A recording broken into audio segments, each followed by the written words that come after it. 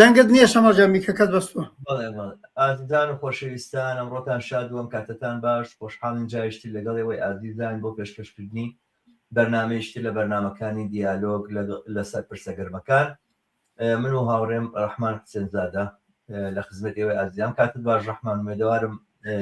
باش بیت تا ڕۆژێکی باش بێتە ئێستا. با دەنگی ئەو دەنگی تەلەفۆنەکەم کەم بکە. ئەوەڵەن سڵاوم هەیە بۆ تۆ کە بەرنامەکە تەرتیب داوە، هەروەها سڵاو بۆ بینەران و بیسەرانمان. فەرموو. زۆر باشە، بە کەمێک لینکی بەرنامەکان پەخشکەین وا بکە لە ڕێگەی فەیسبووکەوە تاکو بینەرانێکی زۆرترمان لەگەڵ بن.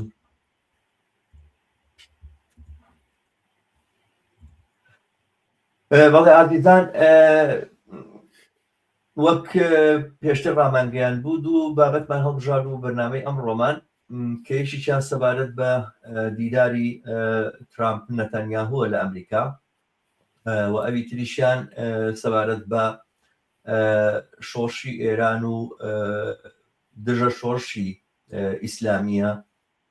کە دیارە دوێنێ 47 ساڵ بەسەر شۆڕشی ئێرانە تێپەڕی لە 11 فەبریوەری ساڵی 1970 شۆڕشی ئێران بە ئەنجام گەیشت یاخود شاڕوخە. دوێنێ 47 ساڵ بەسەر ئەو شۆڕشەیە تێپەڕی. قسە باسێکمانە بێ لە ساڵیادی ئەو شۆڕشە و باسێک لەسەر دژە شۆڕشی ئیسلامی. بەرحاڵ داواکارم لە ئازیزان کە بینەری بەرنامەکانمان لە ڕێگەی خوانەوە لینکی ئەم بەرنامەیە پەخشکەن، بە تایبەتی لینکەکەی یوتیوبی پەخشکەن. دیارەکە بەپێی ئەو گۆڕانکاریە تازانەی فەیسبوک ئەم بەرنامەیە زیاتر لە مانگێک لە فەیسبوک نامێنێتەوە. ئەو کۆمنتانش کە نووسێن هەمووی دیارە پاگە بێتەوە، بۆیە داوام لە بینەران هەیە ئەگەر ئەیانەوێت بەشدارێکی کاراتر بکەن، لینکی بەرنامەکەم لە یوتیوبەوە بڵاو بکەنەوە، هەم لە یوتیوبی شۆ بینەرمان بن کە بۆ کەناڵەکەی ئێمەش باشترە. تا ئێستا ژەگەر نەتان کردووە، تا ئێستا کەناڵی هیوا لەسەر یوتیوب سەبسکرایب بکەن، بە دۆست و ئاشنانی خۆتانی بناسێنن. بەڵێ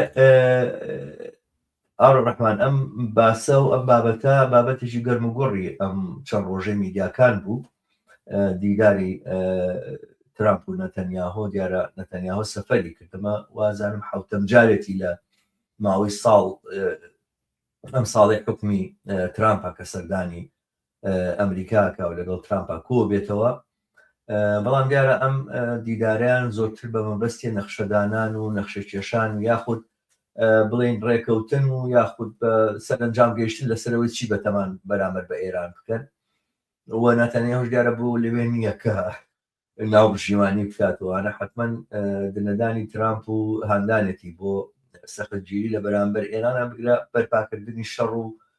داسەپاندنی ماڵوێرانی هەم بەسەر خەڵکی ئێران و هەم بەسەر خەڵکی ناوچەکەیە کە هەموو چاودێرەکان ئەوە ئەزان و ئەبینن کە شەڕێکی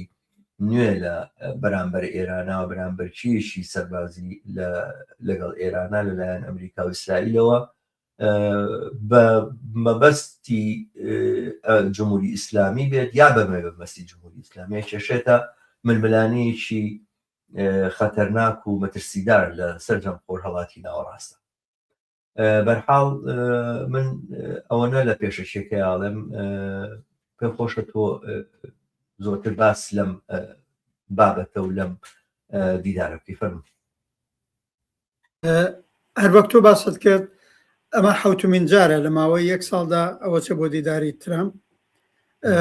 و تازە ئەبێ ئەوەش زیادکەین. ئەم دیدارەی کە دوێنەکە اتفاق کەوت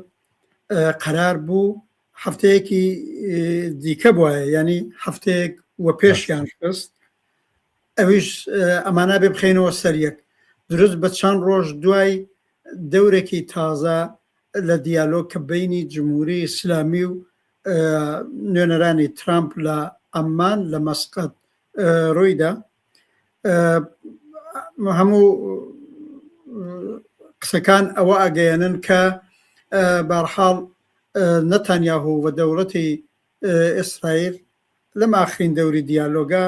ئەو جۆرەی کە لازم بێ دڵخۆش نەبوون بە نیگەرانی ئەوەیان هەیە کە وتی ترامپ نهایەتەن واردی سازانێک بێ کە ئیسرائیل پێرازی نییە. ئیسرائیل بە تایبەت دوای 2 ساڵ و نیو ڕووداوەکانی 7 ئۆکتۆبری 2023 بە تەمای خاوەرمیانەی گەورە لە خاوەرمیانەی گەورەدا ئیسرائیل هەمەکارە بێ خەتەری جمهوری ئیسلامی ئەوەی خۆیان پێڵێن لەسەر مەوجودیەتی دەوڵەتی ئیسرائیل و یا وڵاتی ئیسرائیل نەما بێ ئەو تەماحی ئەمانەیان هەیە دەرنەچێت لە چوارچەوەی ئەو خاوەرمیانە گەورەی کە نەتانیاهوو مەبەستێتی بەڕاستی لەو چوارچەوەدا گەر بۆیان بچێتە سەر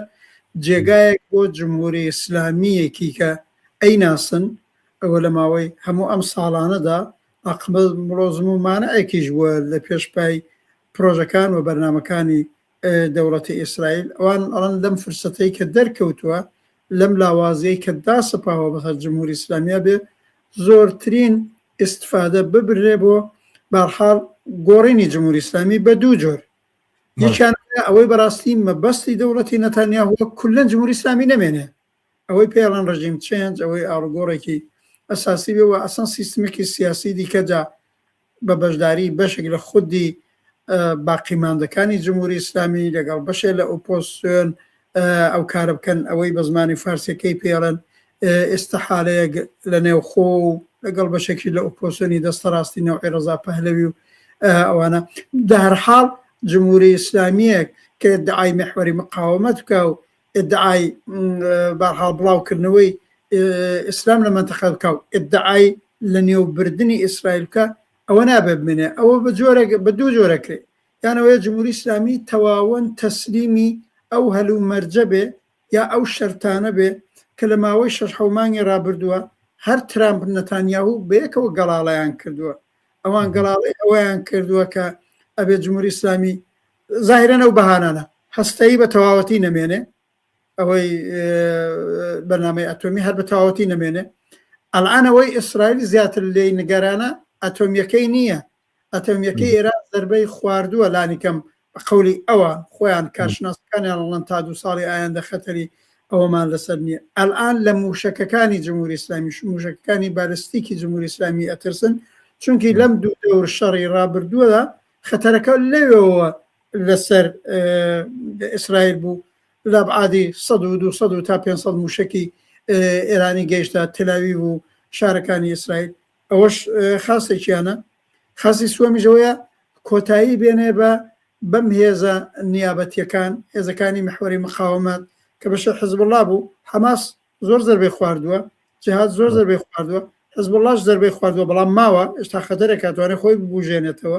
لەولاوەی ئێستا کوونێ حەشی شعبی و نیابەتیەکانی عێراقن ئەمانە هەمووی دەوڵەتی ئیسرائیل بە مەترسیە زانێ مهمتر هەموومانە فاکتۆرن بەدەستیەوە بۆ هەدفێکی ئستراتێژیکتر کە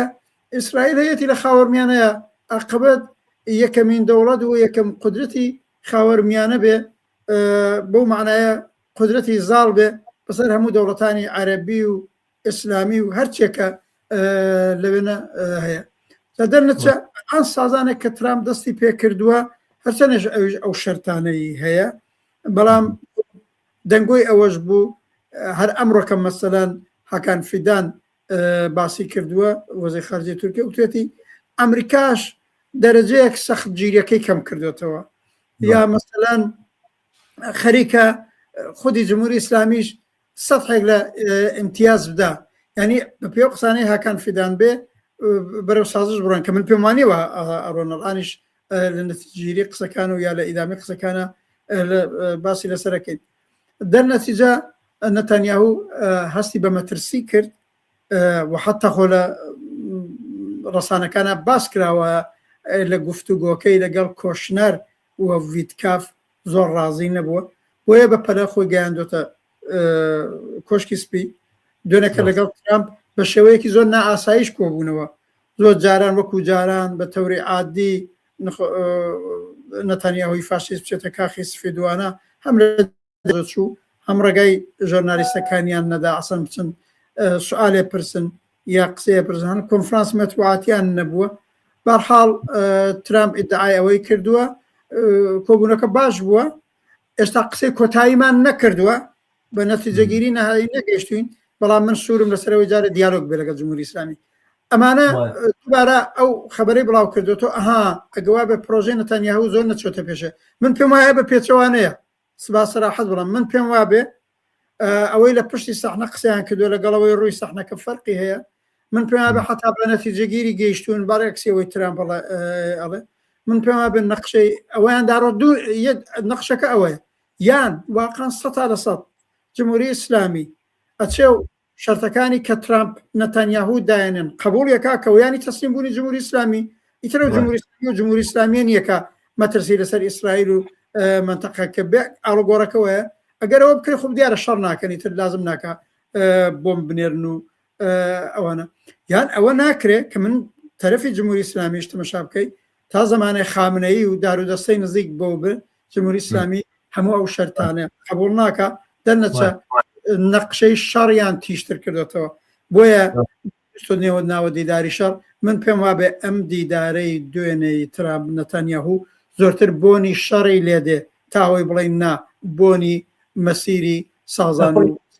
خۆی بێگومان وایە ینی کەس نازانێت لەو دوو دەرگا داخراوەکانەوە ترامپ و نەتانیاهو قسەیان لەسەر چی کردو لەسەر چی ڕێکەوتون و ئەوانەوە تا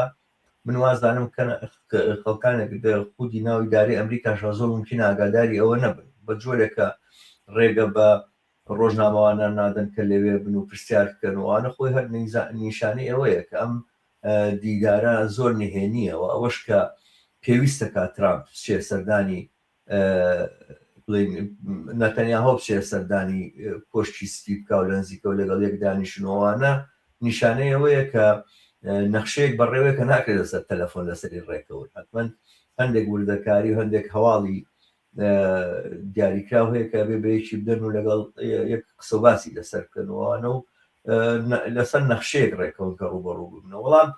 کە کەس نازانێت چی لەو دەرگا داخراوەکانەوە وتراوە بەڵام خودی دۆخەکە کە تەماشایەکەی و سەیرەکەی شتێکەیە پێڵەن هاوکێشەی سفری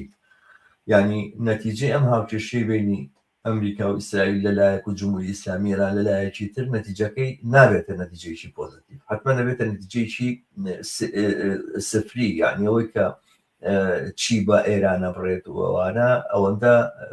بەرەی ئەمریکا و ئیسرائیل ئەبێ قوربانی بۆ بدەنەوەشی بە پێچەوانەوە ئەوەی کە ئەمریکا و ئیسرائیلیانێ بەدەستی بێنن لەسەر حسابی ئێرانە بێ ناتوان ئەم دوانە پێکەوە بە یەک ئاراستە ئابڕۆن لەسەر ڕێکەوتنێک ڕێکەون کە لە بەرژەوەندی هەردوولایانە بێت تەسلیم بوونی جمهوری ئیسلامی بە جۆرێک بە معنایەک لە ماناکان زەمینە سازیە بۆ ئاڵگۆڕی ڕژێم وایە خود زەمینە سازیە بەڕاستی بۆی کەوا جوڵانە جەماوریش هەنگاو بدێتە پێشەوە کە من لەم بابەتەوە نیگەران نابم ئەگەر ڕێکەوتنیشی لەم بابەتە ڕووبانەك بە خاترەوەی کە بەتەنها جەنگ و کوشتار و ئەوانە هەورە ڕەشەکەی ڕەبێتەوە بەسەر ناوچەکەیە بەڵکو لەولایەنەوە کە ممکنە زەمینە سازی ئەوە بێکە جمهوری ئیسلامی ئێران لەلایەن خەڵک و لەلایەن جەماوەرێکی ناڕازی و بەجان هاتوو بەڕاستی تونتر و تووڕەتریش لە جاران بەتایبەت دوایە کوشتارێکە لە هەشتونۆی مانگی لە هەشتونۆی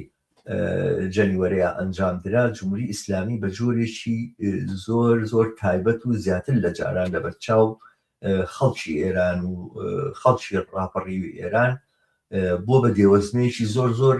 دزیە و کە هەر ڕۆژ زیاتر گۆڕی بوونکاتەوەوانە درەنگترە بە هەر حاڵ ئەمە ئەو حقیقەتەیە کە ئەگەر شەڕ نەبێ ئاوایە بەڵام لەلایەکی ترەوە ئەوەی کە ئەم تەسلیم بوونە ڕووباتەوەوانە کە بۆ جمهوری ئیسلامی بە مانای کۆتایی هاتن بێ بە بڕای من ئەم ئیسلامانەی ئیسابتیان کردووە کە تەسلیم بوونێکێک لە خەسڵەتەکانیان نییە بەش شێوازێک بڵێ ینی بەتایبەت جمهوری ئیسلامی لە ماوەکانی ڕابردووە لە 6 ساڵی ڕابردووە ئەوەی ثابت کردووە کە تەسلیم بوون بە معنای دەستبەردار بوون لە هەموو ئەو نەخشە و پلانانێک کە لە ناوچەکە هەیەی و تەسلیمکردنی حیزب الله خۆ دەیە بەوە ناوەستن بڵێن کۆمەکی حیزب الله کۆتایی پێبێنە دەی جبەخانەکانی لە چۆن نەفەر ئەسڵەکانی کامانن چۆنی ئیجباریانەکەی کەچەکدانێن چۆن کارێک ینی مەسەلەوە نییە کە تەنها بڵێ باشەوە دەسم کێشایەوە حوسیەکانی ئێمەنیش بە هەمان شێوە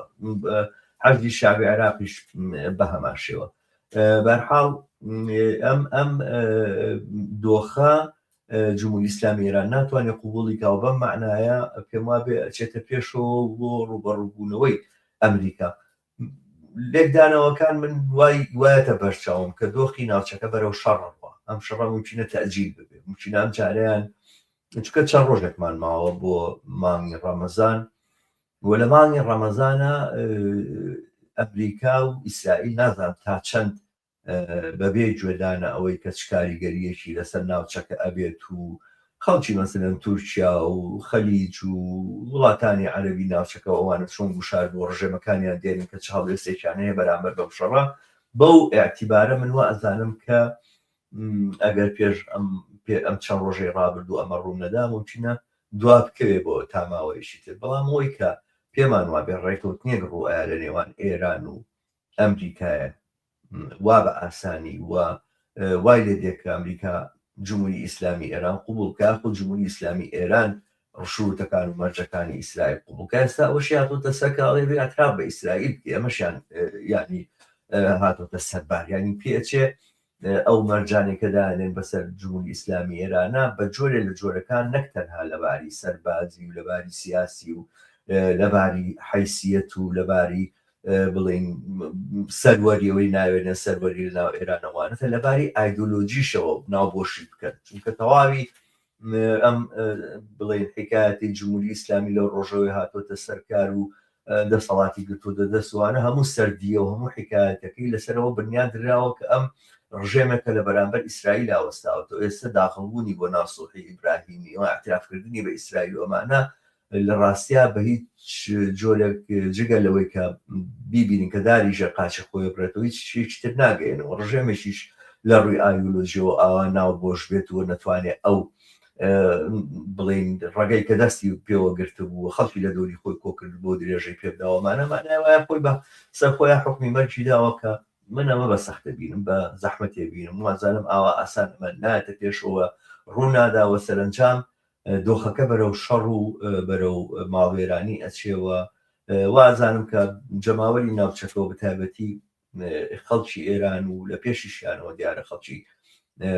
کارگەر و زەحمەت کێش و خەڵکی سۆشیالیست و کۆمونیستەوانە ئەبێ بۆ احتیمالە سەخت و نالەبارە خۆیان ئامادە بکەن و بزانن چیەکە لە دۆخێکە کە شەڕ لە پەنا گوێی کۆمەڵگایە نووست و بەڕاستی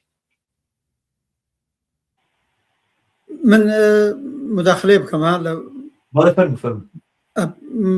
من چەند شت بڵێم لە قسەکانی تۆ شابوون یەکەم ئەم مەسەلەی سازان لەگەڵ جمهوری ئیسلامی یاوەی جمهوری ئیسلامی تەسلیمی ئەو شتانە بێت جمهوری ئیسلامی و حتا خامنەیشی حازرن سازن بەڵام بە شەرتێس ئەوەی خۆیان پێڵێن سازانێکی ئابرومەند بێ ئەنی ڕێگای ئەوەیان بۆ بکەنەوە دانیکەم زۆر لە نێو جەماوەری حزبوڵای خۆشیانە نەنێو جەماوەری گەشت خەڵکە بەحاڵ بڵن سازانێکمان کردووە ئەوەی خامنەی نێوی ناوە نەرمشی قەهرەمانانە و ئەگەڕێتەوەڵە ئیمام حەسەنی ڕۆژی خۆی بۆ نەجاتی ئیسلام وای کردووە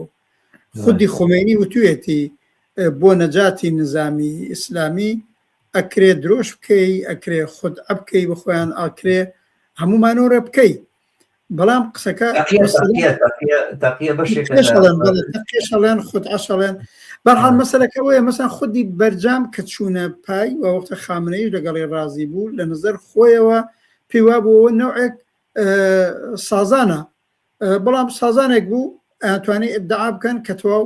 تەسلیم نەبوون واقعیش تەسلیم نەبوون بۆ مانە مەسەلەکە ئەلان ئەوزاعەکە گەیشتۆتە جێیە ئەویش بەرهەمی ئەم 2 ساڵونی و ئاڵوگۆڕەیە کە لە دوای 7 ئۆکتۆبرە بە وجود هاتووە جمهوری ئیسلامی و محوەری مقاومەتەکە وها وەزعی زەعیف بووە لە منتەقەکە لە عین حاڵە ئەمریکا و ئیسرائیل و دەوڵەتانی منتەقەژن لە نێو خودی کۆمەلگاکەشا بەرابەر بە جەماوەر هەر جمهوری ئیسلامی زۆر لاواز بووە بۆیە لانی زۆری شەرتەکانیانی لە بەرابەرە قەرار دانێت یعنی لانی زۆرەکە ئەو جۆرەیە کە ئەوەی فەلسەفەی وجودی سیاسی و جەهانبینی و ئیدۆلۆژیک و حتا پراتیکی جمهوری ئیسلامیە لە ماوەی ئەم 37 ساڵە ئەیباتە ژێر سوال. جمهوری ئیسلامی لانیکەم لە دەورەی خامنەییە کە 37 ساڵ گوزەراوە کۆڵە هەزینە و خەرجی کردووە بۆ بەرنامە ئەتۆمیەکەی، کۆڵە خەرجی کردووە بۆ موشەکەکانی، کۆڵە خەرجی کردووە بۆ هێزە نیابەتیەکانی لە عێراق و لە لوبناان و لە خودی فەلەستین ئەڵان هەرچێ بڵین لەوێنە بە تەواوەتی شکستی خواردووە، لە سووریە تەواو شکستی خوارد. لەوانە ئەمانەیە ئەگەر هەمووی لێ بسێنرێتەوە ئیتر مەوجودیەتی جمهوری ئیسلامی نامێنێ، هەم لە ناو خۆی حتا سیستمی نظامی ئیداریەکەی جمهوری ئیسلامی لەگەڵ مشکل زۆر ڕوە بێ، جناحی حزب اللهی زۆر تندڕەوەکەی بە ئاسانی بۆ قانع نابێ. مەترسی خامنەیی بەشێکیش ئەوەیە هەر لە نێو خۆدا. لە عینە حاڵە ڕژیمێک کە تەواو لاواز بێ، کە بۆ تەواو تەسلیم بێ، سەردا بنەوێنێ بۆ ئەمریکا و ئیسرائیلوانە، خوب جەماوەریش بە ئەتماد بە نەفسێکی زیاترەوە دێنە مەیدان و ئەم خۆشانە جەماوەریانەی کە بووە و بە دەرزوەرگرتن لە تەجروبەکانی ئەوان بەهێزێکی بەتواناترەوە دێنە مەیدان. دەنجا خامنەیی و بەشێک لە سەرانی جمهوری ئیسلامی حسابی واکەن، ئەڵێنێ ماگەر تەسلیم بین هەر لە بەی نەچین، جاگەر تەسلیم نەبین و بە قەولی خۆیان ئایندەیەکی ئیمام حوسەینی بۆ خۆمان تۆمارکەین و لە عینە حاڵە حسابێکی دیکەش دەکەن. بەڕاستی ئەگەر شەڕ بە قەومێ زیاتر ئیمکانی ئەوەی هەیە عمر بۆ ڕژیمەکەیان بکڕن، ئەوە ئەتوانین قسەی لێ بکەین. جا دەرنەتیجە بۆیە ڕەوەندەکە چۆتە جێگایەک تەسلیم بوونەکە لانیکەم بە خامنەی و ئەم بەشی ئەسڵی ئوسولگەرای جمهوری ئیسلامیەوە ناکرێ مەگەر ئاڵوگۆڕە لەسەرەوەی حکوومەتی جمهوری ئیسلامی بێت سەرکار، دەستەیەکی دیکە تەیفێکی دیکە هەر لە نێو خۆی جمهوری ئیسلامیەوە گرتوویەتی تاوتم لەگەڵ بەشێک لە ئۆپۆزیسیۆنی ڕاست سازشە بکەن و عاقبەت ئاڵوگۆڕێک بە دەرەجەیەک ئیسلاحاتێکی بڕە قابلی تەوەجو لە سیستمە سیاسیەکەیە بەوجود بێنن. دەرنەتیجە ئەو نەو ئەسازانە جمهوری ئیسلامی هەر بەرەو نەمانە بە تۆ ئیشارەت پێکرد وتت من پێم خراپ نابێ. قسەکە ئەوەیە خۆ بژاردەکانی سەحنەی سیاسەتەکە هەمووی بەدەستی ئێمە نییە، بە تایبەت دوو بژاردە ئەڵان خراوەتە بەرابەر بە جمهوری ئیسلامی، یەکیانەوەیانەوەی شەڕت لەگەڵەکەین، یاچیانەوەی ئەڵێن تەسلیم بە. ئەگەر تەسلیم بێت شەڕەکە ڕووی نادا، ئێوە ئەمسالی من و تۆ بەرەی کرێکار و زەحمەتکێش و ئازاخەتی خواز و خەڵکی و کۆمەلگایە بەڕاستی ئەوە بە قازانجێتی شەڕ ئیتفاق نەکەوێت، ئەوە لایەکی دیکە. دوو ڕژیمێک کە تەسلیم بوو بێ لاوااسترە بەرابەر بە خەڵکەکەش. دەنەچەند من هەمیشە و دایم خۆم ئاوام وتووە ببێ ئەوەی ئیدەئالیزەیکەم ئەڵێم لە بژاردەی بینی ئەوەی شەڕ بە قەومێ یا تەسلیمبوونی جمهوری ئیسلامی بە قەومێ، تەسلیمبوونی جمهوری ئیسلامی کەم زەرەرترە بۆ کۆمەلگا، کەم زەرەرترە بۆ بەرەی بزوتنەوەی کرێکاری و ئازادی خوازی. بەڵێ اتفاقان ڕژیمێکی لاواز لە بەرابەرمانابێ مەجای ئەوە پەیدا بێ خۆڕێک خستن، وشارکردنەوەی زیاتر، هێنانە مەیدانی زۆر وشیارانەتری کرێکار و جەماوەر، بەهێزکردنی ئەوەی بزوتنەوەی سەرنگونی خوازە، عاقبەت بەدەستی خۆمان واقعان هەر وەک ساڵی 57 بەشی زۆرەکەی ئەوە بوو 1970 وەگەڵ شۆڕشەوێن ئەکرێ دەسەڵاتی جمهوری ئیسلامی وەلا بنرێ بنکۆڵ بکرێ. ئەمە باشتر لە بەرابەر ئەم دوو بژاردە ئەمەیان باشزانانی هەڵ ڕەحمان باسی کام بژاردە باش و کام بژاردە خراپە مەسەلەکەەوە نییە مەدانیشتبی لە مەسەلە سەیری یاریی دیاریکرااو پێمان خۆش بکەم لە بیباتەوە یاخود سەیری مەجموعەیەک سینناریۆ بکەینەوەوانە بڵین و ئەم سینناریۆمان پێ باشە ئەمە ببێ، ئەمە بێ بە بنەما بۆ هەڵوێزگیری بەڕاستی ئەوانەی کە لەگەڵ شەڕان لەگەڵ جەنگان پێیان وایە جەنگ ببێ باشە و جمهوری ئیسلامی ئێران تەنها بە شەڕی ئەمریکا لە ناوەچێ چاویان لەوە نییە کە چه ئایندێک بۆ عێراق هاتوتە پێشەوە لە ئەنجامی شەڕەکە کە ئەمریکا کردی و لەشکری کێشێکا کە ئەمریکا کردی لەسەر ئەم ناوچەیە، چاویان لەوە نییە کە سەرنجامەکانی شەڕ بۆ نمونە لە جێگایشی وەکو سووریا بەچوە گەیشتووە وڵاتەکانی کە بە چه ئاراستەیەکا ڕۆشتن و چه ئایندێکی تاریک چاوەڕێیان بۆ ئەوانە پێیان وایە شەڕێک ببێ لە ئێرانە ئێران فەرقی هەیە لەگەڵ وڵاتەکانی ترا و لەگەڵ کۆمەڵگاکانی ترا و بە شەڕێک و بە ماڵوێرانیەک و بە داڕوخانی بنەما بڵین ژێرخانە ئابووری و ژێرخانی کۆمەلگاکەشی تر بەڵام ئادەم ئێرانە ئەو سینناوی کێمە لە عێراقا بینیمان لەوێ ناگەین بە بڕێ من ئەم تێڕوانینە ئەوە ئەم پێباشبوونە و ئەم هەڵبژاردننی کام سینناریۆ بە قازانشترەوە کام سینناریۆ باشترە هەڵبژاردننی شەڕ ئەگەێنێتەوەی کە داکۆچی لە شەڕ بکەیت و چقلە بۆ شەڕ لێ بدەیت و هەرەوەی کە ئێستا شاپەرستەکان لە ئەمریکا ئیکەن و لەسەر تاسەری دنیا خۆ پیشاندانی گەورە بەڕێخەن و داواکەن کە ئەم شەڕە ئەنجام بدرێت و یاخود بانوازی ترامپەکان ها درۆ لەگەڵ کردین پێ دوتین بڕژێنە سەر جادو ئێمە هیچمان نەکرد و جۆرە بۆ فشارهێنان و بشارهێنان بۆی کەوا ترامپ ئەم شەڕە بکات و چاوەڕوانی ئەوەی کە ئیسرائیل بۆ نمونە بتوانێت خەڵک ڕزگار کات و بە سەرنجام ببێتە هۆکاری ئەوەی کە خەڵک لە مەیەتیە ڕزگاری بەدەستی ئیسرائیل ئەمەیانە و ئەوەشی کە پێی باش نییە شەڕەکە ئەنجام بدی و پێی چاکە کە جمهوری ئیسلامی تەسلیم ببێ هەم لە دژی شەڕ و هەم لە دژی لەشکرکێشی ئەمریکا بەڵام لە هەمان کاتیشا گوشاریشە بۆ سەر جمهوری ئیسلامی ئێران کە تەسلیم بێتتر ئەوە بابەتان و باسانێکەیەکی لەسەر چەچینەوە ئەتۆمی و گوایە من توانە ئەتۆمیەکانی خۆم پارێزگاری لێناکەم توانای ئەتۆمی تۆ 20 ساڵی خەریکی توانای ئەتۆمی داخل کارەبا 12 ساعت لە شاری تەهرانڵێک جاری وای کارەبا 12 ساعت نییە ئەبڕێ ینی شەوە ڕۆژێکە 12 ساعت کارەبایان بخەڵک ئەی تۆ ئەم توانە بڵین ئەتۆمیانە و ئەنرژی ئەتۆمی ئەمانە بۆچی سەرف کرد ئەوەنە ملیار دلاری سەرف کردوەوە ساڵە لەم پیتاندنی یۆرانیۆمە بۆچی بووە بۆ بەرژەوەندی خەڵک بووە بە بەرژەوەندی کۆمەلگا بووە خۆگرتن بەمەوە کە گوایە بۆ ئیسرائیل هەیەی بۆ ئێمە نەمان بێ ئەوانە دەیجێ بۆ ئیسرائیل خەڵکی غەزا کوژێ وەڵ خەڵکی غەزا نەکوژم ئەبان منطقی لێدێ ئیسرائیل وڵاتێکەوە هەموو کە زەڵێ ئیسرائیل ڕژێمێک و دەوڵەتێکی دژی ئینسانیە دەوڵەتێکی کۆلۆنیالیستیە دەوڵەتێکی بڵین پڕ لە هەڵاواردنە پڕ لە ئینەوە بەڕاستی ڕژێمێکی فاشستیەوەی کە ئێستا حکومەکە لە ئیسرائیلە باوەی کە مەسەلەن هەندێک لە چەپەکانیش دێن ئەی بۆ ئیسرائیل چەکی ئەتۆمی هەبێ بۆ ئێران نەیبێ بۆ نمونە یان بەشێکی زۆری عەرەبە ناسیۆنالیستەکان کە قساکەن ئێستا هەواڵێ یاتە ناسیۆنالیستەکانی دەرەوەی ئێران هەنێک چەپان لە دەرەوەی ئێرانیش خۆیان بە چەپەزانەوەوانەوە تا لە بەرامبەر ئەو بە کوشتاری جمهوری ئیسلامی کردی ئەوانە زمانیان ناگەڕێت یان چواردێر ناتوان بەسەرێکەوە بنووسن و ئیدانەی بکەنەوە لە حاڵێکا پەرلەمانی ئەوروپا ئیدانەیەکە ڕاستەکانی دنیا بە حەق ئیدانەیەکن جاوانێکی ئینە چەپەکان ئەو کارە ناکەن بەداخەوە وەلامان کاتیشاڵێن ئەی بۆ ئیسرائیل چەکی ئەتۆمی هەبێ ئێران نەیبێ ئەگەر ئیسرائیل چەکی ئەتۆمی هەبێ هەموو عالەم هەیبێ ئەمە بەڕاستی مەنطقێکە تەواو پێچەوانەی هەموو بەژەوەندی و قازانجێکی خەڵک کە بەژنی و قازانجی هیچ کەسێک لە دنیاە ئەوە نییە ئەم چەکی ئەتۆمیە مادەم ئیسرائیل هەیەی هەموو دەوڵەتەکانی ناوچەکە هەیە بدە یاخود مادەم ئەمریکا هەیەی هەر وڵاتێک لە دنیا هەیە چەکی ئەتۆمی هەبێ هیچ منطقێکی ناڕاست و نادروستە بەو معنایش من پێم وابێ ڕای گشتی ناو ئێران و ئەمانە بە ئاراستەی ئەتا ئەوانەشی کە لە دژی شەڕن ئەوانەی کە لە دژی ئەمریکاشن ئەوانەی کە بە هیچ جۆرە پێیان خۆشنێک کە ئیسرائیل ببێ بە سەرداری ناوچەکە و بە ئارەزوی خۆی بیکا بە بڵێن تەختەی شەترەنجەوانە بێوێت چی ئاڵوگۆڕی پێبێنە ئەوانەی لە ناو ئێرانە لە ڕوانگەیشی ئازادی خوازیشەوە دژی ئەم بنهۆڕیە ئیسرائیل ئەوانش پێویستە فشار و گوشار بۆ سەر جمهوری ئیسلامی ئێران بێنن کە بەسی کەیتر ئەم ئەتۆمیە و ئەم موشەکە دوور هاوێژانە و ئەم پێشکەوتنە و ئەم ئەمانە وازیان نبێن و دەستبەرداریان بەوە تەسلیم بەوان تەسلیم کە بەحاڵ بەبەستمەوەیە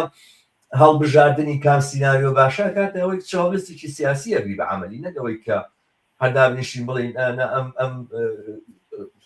سینناریۆ و ئەم فلیمان خۆشترە لەو فلیمە باسەکە لەسەرەوە نییە باسەکە لەسەر هەڵبژاردننی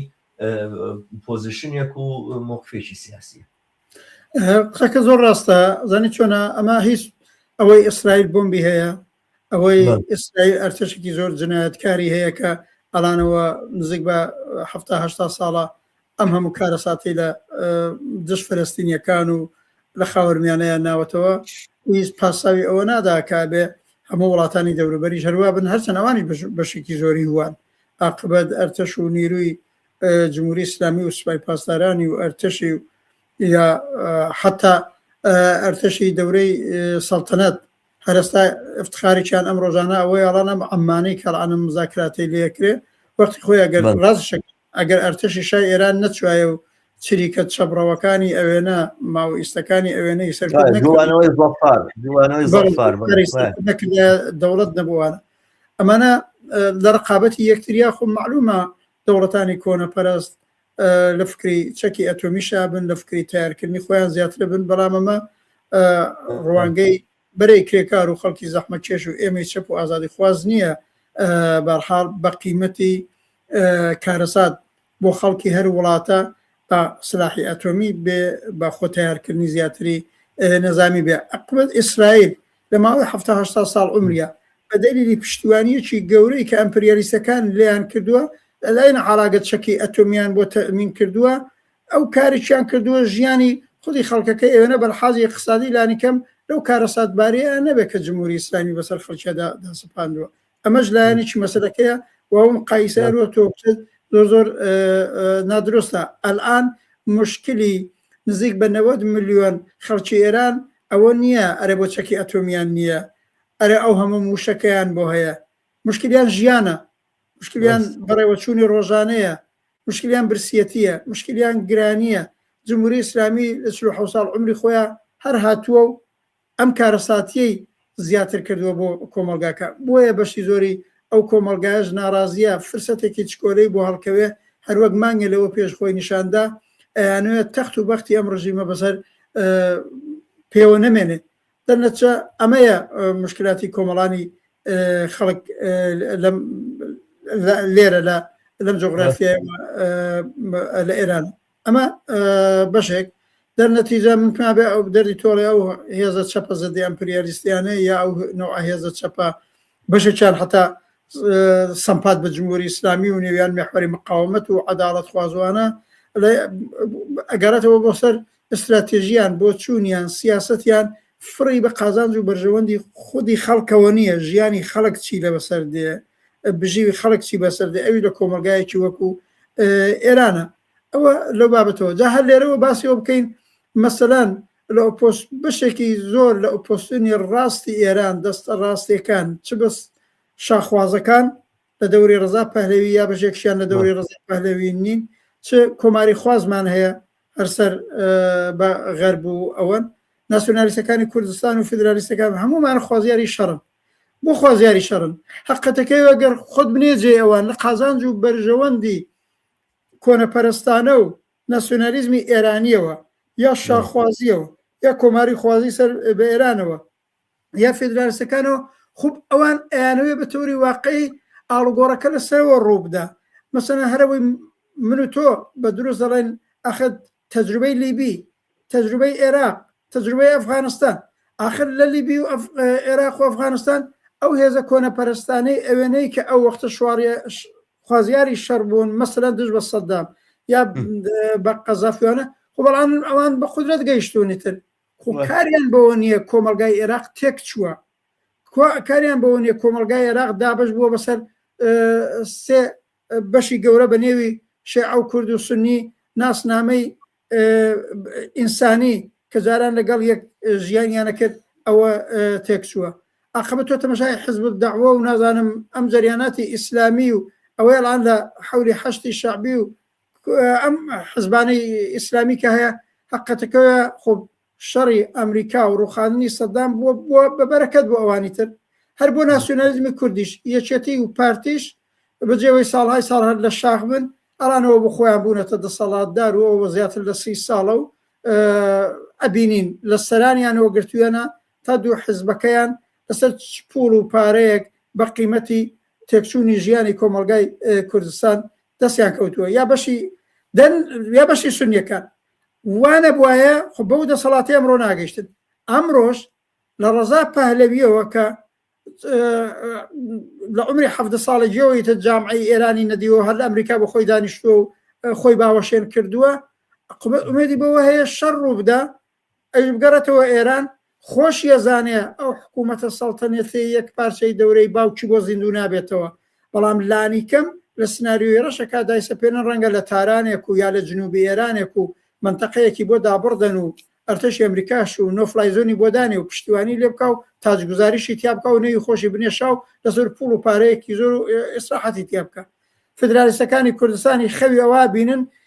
کوردستانی ئێرانیش وەکو کوردستانی عێراقی لێبێ چۆن یەکێتی و پارتی بەدەسەڵات گەیشتون و لە بینی خۆیانە دابەشیان کردووە. ئەو وەختە حزبی دموکرات و تەیفای بەنێوی کۆمەڵە و چوزانم جریانەتی کۆنەپەرستی دیکەی کاران خۆیان چەکدار کردو و بە پشتیوانی ئەم دەوڵەت و ئەو دەوڵەت و بە پشتیوانی یەکێتی و پارتی و ئەوانە ئەوانش بەدەسەڵاتە بگەین. ئەمەوێت چی نەتیجەیەکی لێ بگرم؟ شەڕخوازەکان لە ئێران لە شەڕخوازی سەراسەری و سەڵتەنەت خوازەوە تا کۆماری خواست تا فدرالیز لە کوردستان پێکاتنی هەرجومەرجێک لە ئێران، ئەوەی ئەمە پێڵین سناریۆی ڕەشێک لە ئێران لە سەروی خەڵکەوە ئاڵوگۆڕێک بە وجود بێ، شەڕیش بقەو بێ، ماڵوێرانەی خەڵکی تیابێ، ئەمان خۆیان و دارودەستەکەیان بە پوڵ و پاراگەن، بە ئیمکاناتەگەن، بە دەسەڵاتەگەن، شەڕەکەیان پێخۆشە. بەڵام من و تۆ گوێگرانی ئێمە بەرەی کرێکار و زەحمەت کێش و ئازادی خوازی ئەو کۆمەلگایە بینن ئێوە کۆمەلگایە تێکەچێ بەسەر ئەوان ئاڕوخێ، هەروەک لە عێراق بەسەر کۆمەڵانی کرێکار و زەحمەت کێش و ژنان و لاوانی ئازادی خواز و تێکچووە، هەر لە لیبی کابینی بەسەریانە تێکچووە، هەر لە سووریای کابینی بەسەریانە تێکچووە. بۆیەکان هەبێت دژی هەر بەو تەجروبانی کابین دژی ئەو شەڕە بووین، دژی ئەو شەڕا بێ بین. ئەگەر ئەو شەڕەش ڕوو بدا لە وەختەدا خۆ نابێت دەستوەستان ڕاوەستین، ئەبێ عاقبەت بکەی بەڵاکانی ئەو شەڕە لەسەر کۆمەڵانی خەڵکەم بێتەوە. زۆر ڕاستە. من ئاورە ڕەحمانشتێکی تریش هەیە کە قسەی زۆر لەسەرکرێ پێ خۆشە لەو چەند دقەی ماوە باسێکی ئەوە بکەین. هەندێک جار ئەوترێ مەسەلەن خەڵک بۆچی دژی شەڕا لەبەرەوەی کە ئەمریکا و ئیسرائیل نایەنەوێت جمهوری ئیسلامی ئێران بڕوخێن، یعنی بە جۆرێک کە تۆ ئیستینتازێکی واکەی مەسەلەن وەکو ئەم کائیمادە ئاڵێ ئەو گلەیشمان لێکاڵێ جاریتی قسەم کردووە بڵاوتان نەکردوتە بەرحاڵ جواب دێنەوە ئەم جارە من داوای لێبوردنەکەمەوە ئەم جارە دامناوە جوابی شێدەینەوە ئەوانە و بە هەر حاڵ من ینی شتەکە ئاوا ئەبینم کە منتیقەکە ئاوایە یاخود ئەرگومنتەکە ئاوایە بۆیە چی ئێمە لە دژی ئەم شەڕین کە ممکنە ڕووبا لە ئێرانە لەبەرێکم شەڕە بێت جمهوری ئیسلامی ئێران ناڕوخێنێ، ینی بەغازێک زۆرێک لەوانەیە کە مەسەلەن ئەرگومنتەکەن لە دژی شەڕەکە منتیقەکان ئاوایە کە ئەم منتیقە بۆ خۆی پێشەوانەکەی گاتە چییە؟ کاتە ئەوەی ئەگەر ئەم شەڕە جمهوری ئیسلامی ئێران بڕوخێنی فەمەرحەبەن بهی، یعنی قەیچەکە سەرسەر و سەرچاو مادەم جمهوری ئیسلامی ئێرانی تیاڕوخی کێشە نییە با کۆمەڵگاکەشی پێوە ئێران بێ. ینی بە جۆرێک تۆ ئیستینتاجێکی وا ئەکەی لەم جۆرە ڕەخنەگرتنە لەم شەڕە. من وا ئەزانم تەنانەت ئەگەر جمهوری ئیسلامی ئێرانی لە نەتیجەی ئەم شەڕەوە بڕوخێ قسەکە لەسەرەوەیە کەسانێکە دوژمنەکەیان بە تەنها جمهوری ئیسلامیە ممکنە بە نانونەوایەک بەدەردی تۆ باست کرد، کەسانێکە مەسەلەن جمهوری ئیسلامی ئێران قاچی پێیناوە بە پێیانە و ئازاریانە و ئەوانە ممکنە پێیان خۆش بێ ئەمە لاپچێ، بەڵام کەسانێک خەڵکی کارگەر و زەحمەتکێش کە جمهوری ئیسلامی ئێران پارێزەری سیستەمێکە کە ئەو سیستەمەیە ماڵی وێران کردوون، ئەو سیستەمە نایەکسانیە چینایەتیەیە کە ماڵی وێران کردووە، جمهوری ئیسلامی ئێران پارێزگاری ئەم سیستەمەیە، شەڕ و لابردنی جمهوری ئیسلامی ئێران لەلایەن ئیسرائیلێکی دڕندە و خوێن ڕێژەوە، لەلایەن ئەمریکایەکی ڕاستڕە و فاشیستەوە، لەلایەن ترامپێکی بە خوێنتینۆوە، لەلایەن ترامپێکی بە دوژمنی هەموو ئینسان دۆستیەکەوە، ڕووخانی جمهوری ئیسلامی ئێران لەلایەن ئەم هێزانەوە هیچ بەرژەوەندیەکی خەڵکی کارگەر و زەحمەتکێشییانە. تەنانەت 100% ئەگەر دڵنیاش بین ئەم شەڕابێتە هۆکاری ڕووخاندنی جمهوری ئیسلامی ئێران ئەبێ قسەکە لەسەرەوە بێت چی دێتە جێگای جمهوری ئیسلامی ئێران وەچی شوێنی جمهوری ئیسلامی ئێرانەکرێتەوە. هەر ئێستا پینۆپەڕۆی ئەوواکەن کە شاپەرستەکان بێن و ئەوانە بە بڕوای من چۆنی پیان ناشرین نەبوو، پیان عیب نەبوو، جل و بەرگە دزیەوەکانی ئەبوو محەممەد جۆلانیان داکەن و چاکە و پانتۆڵێک و بۆین باقییان کردە ملی و ئەوانە تۆزیعەتیان پیا کردووەوانە وتیان بەس ئەمەد ماوەبا بۆ نەکەشن نەمێنێ، چۆن پێیان ناشرین نەبوو، پیان شوورەی نەبووم کاریان کرد و هەموو دامێک و پشتیوانیشەکەن ئێستا بۆ کوشتار لەسەر تاسەری سووریایە لەتوانێت لە عەلەوی بکوژێ ئەتوانێت لە دروست بکوژێ ئەتوانێت هەڕەشەی کوشتار و ماڵوێرانکردن لە خەڵکی ڕۆژاوا بکە ئەتوانێت ئەم ئەزمموی ڕۆژاوا بەرەو ڕووی جینۆسایت بەرێت و ئەوانە لە بەرامبەر هەموو ئەمانەشا پشتیوانی لێەکەن و لەگوڵ کاڵتی پێناڵێن لە سبەی ڕۆژیشە ئەوەی کە دێتە جێگەی جمهوری ئیسلامی ئێران ئەگەر فاشستەکانی دەوروبەری پەهلەوی بن و ئەوانە یاخود ئەگەر مجاهیدی خەلق بێ وەکو هێزێکی کۆنەپەرستی دڕندەی هاوکات ئیسلامی ئەمانە بنەوانە هەموو پشتیوانێکی لێکەن بۆی کەوا سەر تاپای ئێران بکا بە گۆمی خوێر و ئەوەشی کە دێتە جێگەی جمهوری ئیسلامی ئێران بەم پشتیوانی غەربەوە ئەمجارە دڕندەتر لە جمهوری ئیسلامی و بێ سنوورتر لە جمهوری ئیسلامی ئەتوانێت کوشتار بەرپا بکە و سەرکوت بەرپا بکە و مافەسەرەتایەکانی خەڵک پێشێرکە و ئەو دایەکستانی نابەرابەری و هەڵاواردن و جیاوازی و جاکاری کە لەناو ئێرانە هەیە زۆرتر برێوی پێدا من بە ئەگەر وەڵامێک بێ بۆ ئەو هاوڕێ ئەماد یا کاک ئەماد من نازانم کولی تێکستەکەی ئەو فریانە کەوتە هەمووی بخوێنمەوە شتێک ئەو قسەیە ڕاستە حقیقەتێکی تایە کە ئەلان لە بەرابەر جمهوری ئیسلامیدا نەقشەی دەوڵەتی ئەمریکا نە شەخسی ترامپ نەقشەی دەوڵەتی ئەمریکا لەگەڵی ئیسرائیل فەرقێکی هەیە ئەمریکا دەوڵەتی ئەمریکا تا ئەوجێی بۆی بکرێ ئەوە جمهوری ئیسلامی نەڕۆخێ بەڵکە لە نێو خۆی جمهوری ئیسلامی ئاڵوگۆڕی هیوا پێک بێ کە دەستەمۆی دەوڵەتی ئەمریکا بێ مانعی بەرنامە و پرۆژەکانی ئەمریکا لە خاورمیانە نەبێ ئەوە وایە بەڵام دەوڵەتی ئیسرائیل مشخصەن ئەم دەوڵەتی ئێستا دەوڵەتی فاشیستی نەتانیاهو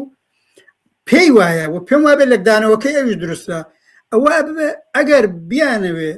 ئیتر لە جغرافیای ئێرانە دەوڵەتێک لەسەر کار نەبێ و جمهوری ئیسلامیە لەسەر کار نەبێ کە مانعی پرۆژەی چ ئەمریکا چ ئیسرائیل بێ ئەبێ بڕوخێ نەقشەی نەتانیاهو لەگەڵ نەقشەی دەوڵەتی ئەمریکا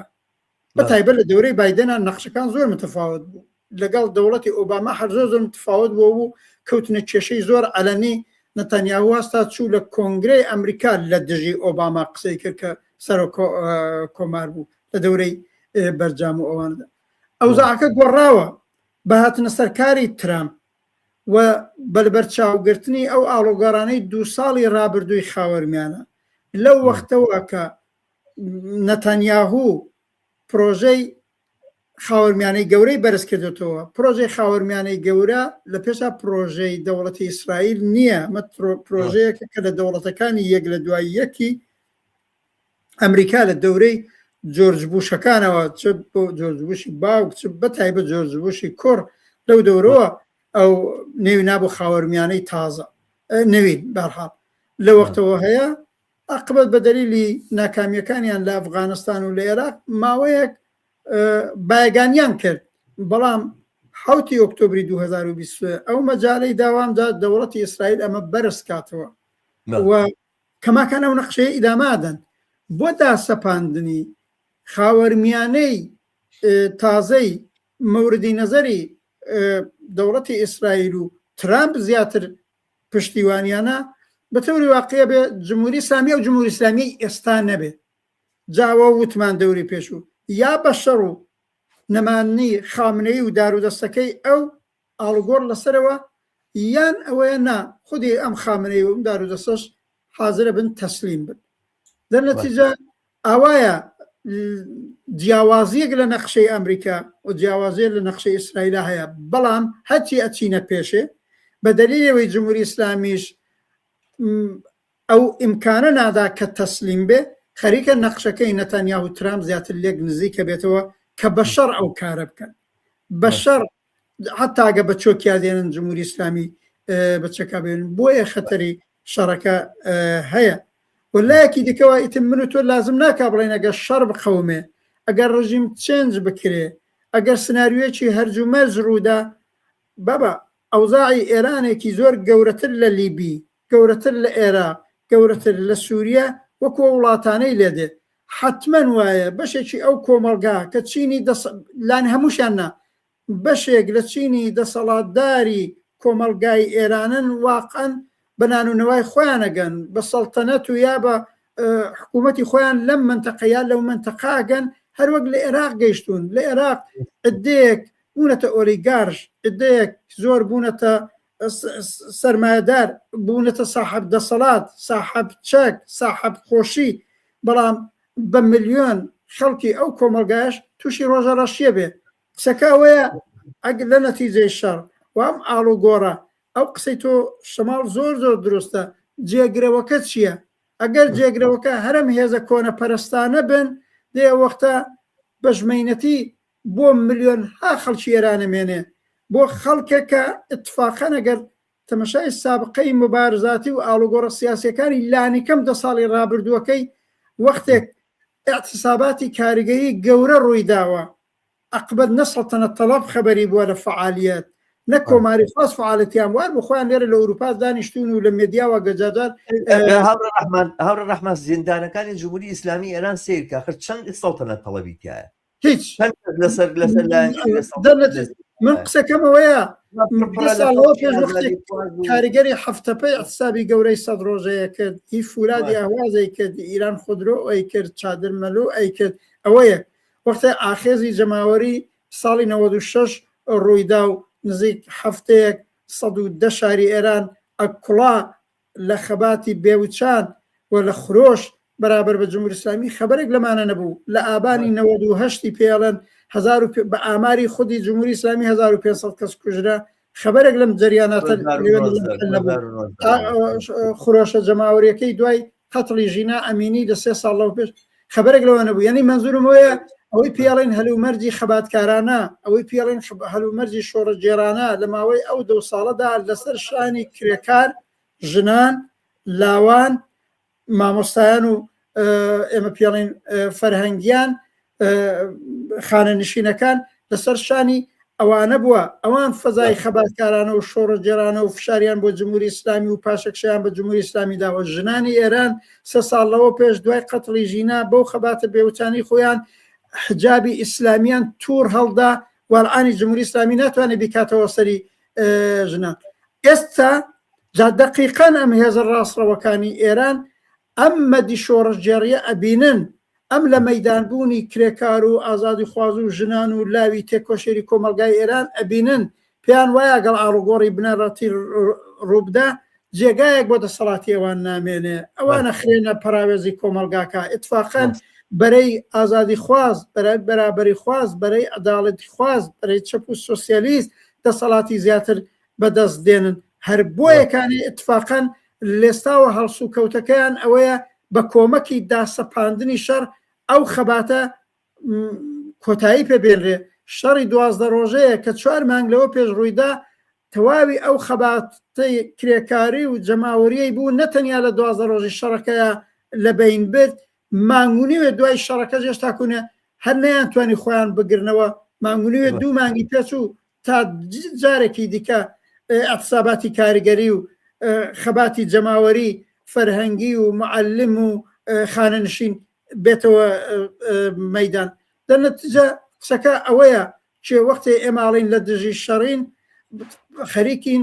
لە قازانج و بەرژەوەندی خۆمان وەکو بەرەی کرێکار و زەحمەتکێش دیفاعکەنەڵێن لێگەڕین شەڕتان لەسەر ئێمە کۆتایی بێ دەخاڵەتتان دەخاڵەتی نظامیتان و تەحریمی اقتصادی و هەموو ئەوانتان لەسەر کۆمەلگای ئێران و کرێکار و زەحمەتکێش کۆتایی بێ ئێمە هێزێکی بەرینین لە کۆمەلگایە یعنی هێزی کرێکار هێزی ئازادی خواز هێزی بەرابەری خواز هێزێکی بەرینین شێوەی جۆرا جۆر ئیمکانی ئەومان هەیە مەجای ئەومان هەیە توانایی ئەویان خۆمان بەدەستی خۆمان جمهوری ئیسلامی سەرنگورکەین ئەگەر حتا ماوەیەکی دیکەش لە هاوڕە ڕەحمانە سەر لە بەرامبەرم باسییا کە تۆ کردت پرسیارە گاتۆی هاوڕێ تاڤگەی براهیمەوە هاوڕێ هەژیریش پرسیارێکی داناوە لێرە من پێم خۆشە وازانم ئەمە لە بەشی دۆمی بەرنامەکەمانە کە سەبارەت بە بڵێن شۆڕشی ئێران و دژە شۆڕشی جمهوری ئیسلامیە ئەتوانین ڕووناکە تیش زۆرتر بخێنە سەر ئەم بابەتانەوە پرسیارانە مەسەرناڵەیە هۆکاری چی بۆ ڕاپەڕی سەرتاسەری و ئەم جارش بە ئامانج نەگەیشت کە هەزاران ئینسان تیایدا جانیان بەخەت کرد لە مەودا خەڵکی ئێران و کوردستانی ئێران ئەرچیان چی بێت لەمە دووە ئەرچیانچی بێ بۆ ڕزگار بوولێنە دەست ئەو ڕژێ من دڕندەیە ئەڵێ ئێوە دەڵێن ڕاپەڕین سەر تاسەری و یەکگرتووی ڕژێم دەڕوخێت ئەم جارە ئەو جۆرە ڕاپەڕینە بوو ڕووباری خوێن ڕوویدا بەڵام بۆ نەڕووخا ئەمە پرسیارێکە کە زۆر کە زیکا لەوانەش هاوڕێ تابگە ئەی کات و زۆریش پرسیارێکی بەڕاستی جێگەی کە ڕامانە ئەوە حقیقەتێکە باسی ڕاپەڕینەکەی نۆڵە ڕاپەڕین خەڵک بێتە سەرجادە و بە ڕیزی ملیۆنیان بێنە سەرجادە ئینەکەم بە ڕیزی ملیۆنیان هاتن بە دەیان هەزارانیان لێکوژرا ینی بەڕاستی پرسیارە پێویستی زانی لەم بابەتەوە قسە بکەم حتمما قساکەین لە بەشی دووەمە من پێم خۆشە لە بەشی دووەمە لە باسی ڕاقسە بکەین لەسەر ئەمان زۆر باشە دەی لەبیرت بێ دووبارە بگەڕێنەوە سەر ئەمانە حتمما هاوڕێیان سڵاو و ماندوو نەبن پرسیارێکم هەیە لە هاوڕێ ڕەحمان ئەویژەوەی کە پێتان وانێ دەوڵەتی ئەمریکا لە دانانی کوڕی ڕەزاشا کەڵک وەرگێ بۆ بەژەوەندیە تایبەتەکانی خۆی پێتانوانی ئەمریکا کوڕی ڕەزاشاوەک بەدیر بەڵام کاتێ ئەم کەسەدانێ خراپتر لەو شەڕە بە ئێمە کۆمیستەکان دەبێت جارێکی تر لە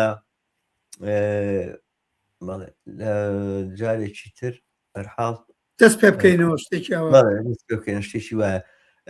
بەرحاڵ لەسەر ئینەکە هەیە بەڵام من بۆم نابینێ لەسەر شاشەکەم دەبێت جاش دەست پێ بکەینەوە لە دژی کوڕیشا بەرحاڵ مەبەستی ئەوەیە کە هەمان دۆخ ئەقەومێتەوە ئەوانە ئاوڕێ عیمادیش ئەڵێ بوونمانی ئێران درێژەدانە بە پرۆژەی فرۆشتنی چەک بە عەرەب و کەندا و نەمانی بەردەوامی ئەمریکا لە ناوچەکە لەسەر حساب و پاریس سعودی و قەتەر بەرحاڵ ئەم شتە بەردەوامی ئەمریکا لە ناوچەکە لەسەر حساب و پاریس سعودی و قەتەر مەبەستی وەکە جمهوری ئیسلامی ئێران بمێنێەوە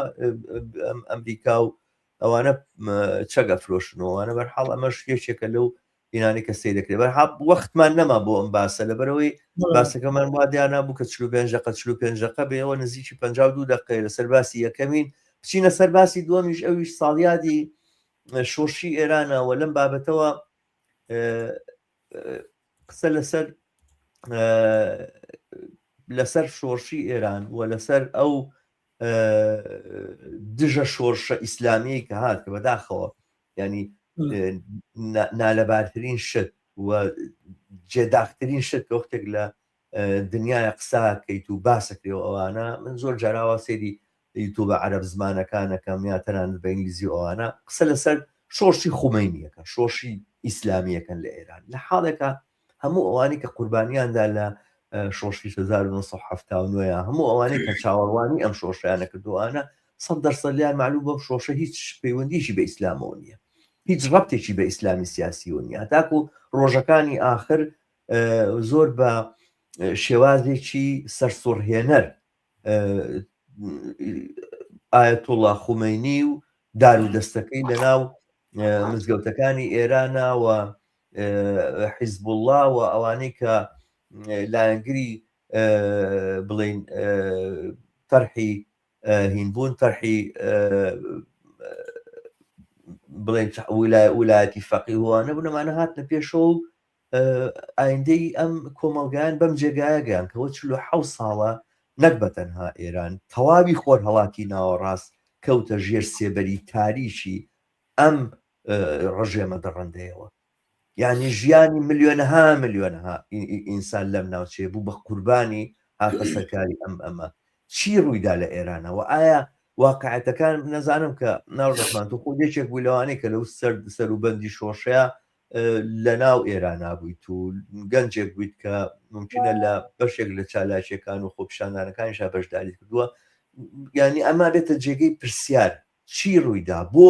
ئێرانێک کە ساڵی 1905 داوای مەسەلەن مەلەکیەتی دەستوری کرد و داوای مەشروتەی کرد و سنووردانان بۆ سەلاحیەتەکانی پاشا و ئەو هەموو جوڵانەوە ئازادی خوازیە لە وڵاتەیە بەردەوام بوو ئەو هەموو ڕووبەڕوویە لەگەڵ سەرمایەداریە لەگەڵ ئیمپریالیزمە لەگەڵ چوزانم دەستێوەدان ئەو فراوانیە کە جوڵانەوەی چەپ فراوان بوو ینی بازێک لە وێنەکانە بینیهی خۆپیشاندانەکانی یەشی ئاری شاری تاران حەشاماتێکی ئەمەنە زۆر لە مەیدانان بە لەلایەن فیدایانی خەڵقەوە کە ڕەوتێکی بڵێن بە مارکسیست بوون بە هەر معنایە مجاهدینی خەڵق کە ئێستا بوون بە بڵێن گیرە خۆر و چەکداری بەردەستی ئەمریکاوانە و لە ئەلبانیا دانراون کراونەتە ناو ترشیاتەوە بۆ کاتی پێویست بەکاریان بێنن ئەم مجاهدی خەڵقە خۆیان بە مارکسی ئیسلامی ئەزانی ینی تەنانەت ئەوانەشی کە ئیسلامی بوونەوەوانە ئیدعای مارکسیزم و ئیدعای کۆمونیزم و چەبوونیانە کردو چی کرد چی وای لێ هات جوڵانەوەیە کە کارگەر توانی سەرنجام بڵێن یەک لای کاتەوە مانگرتنی کارگەران توانی بیگەێنە بە ئەنجام و ئەم شۆشە سەرخە چی کرد ئەم چی بوو ئەم شۆشەی لە خستە کۆش و باوەشی ئیسلامیەکانەوە بوو بەمای ئەم دەردەسەری و ئەم مەینەتیە و ئەم تراجیدیە کە ئەوەنە ساڵێ متیایەژی لە درێژەی قسەی تۆدا من جارێ لە پێشە لەسەر ئەو دژە شۆڕشی ئیسلامی قسە بکەم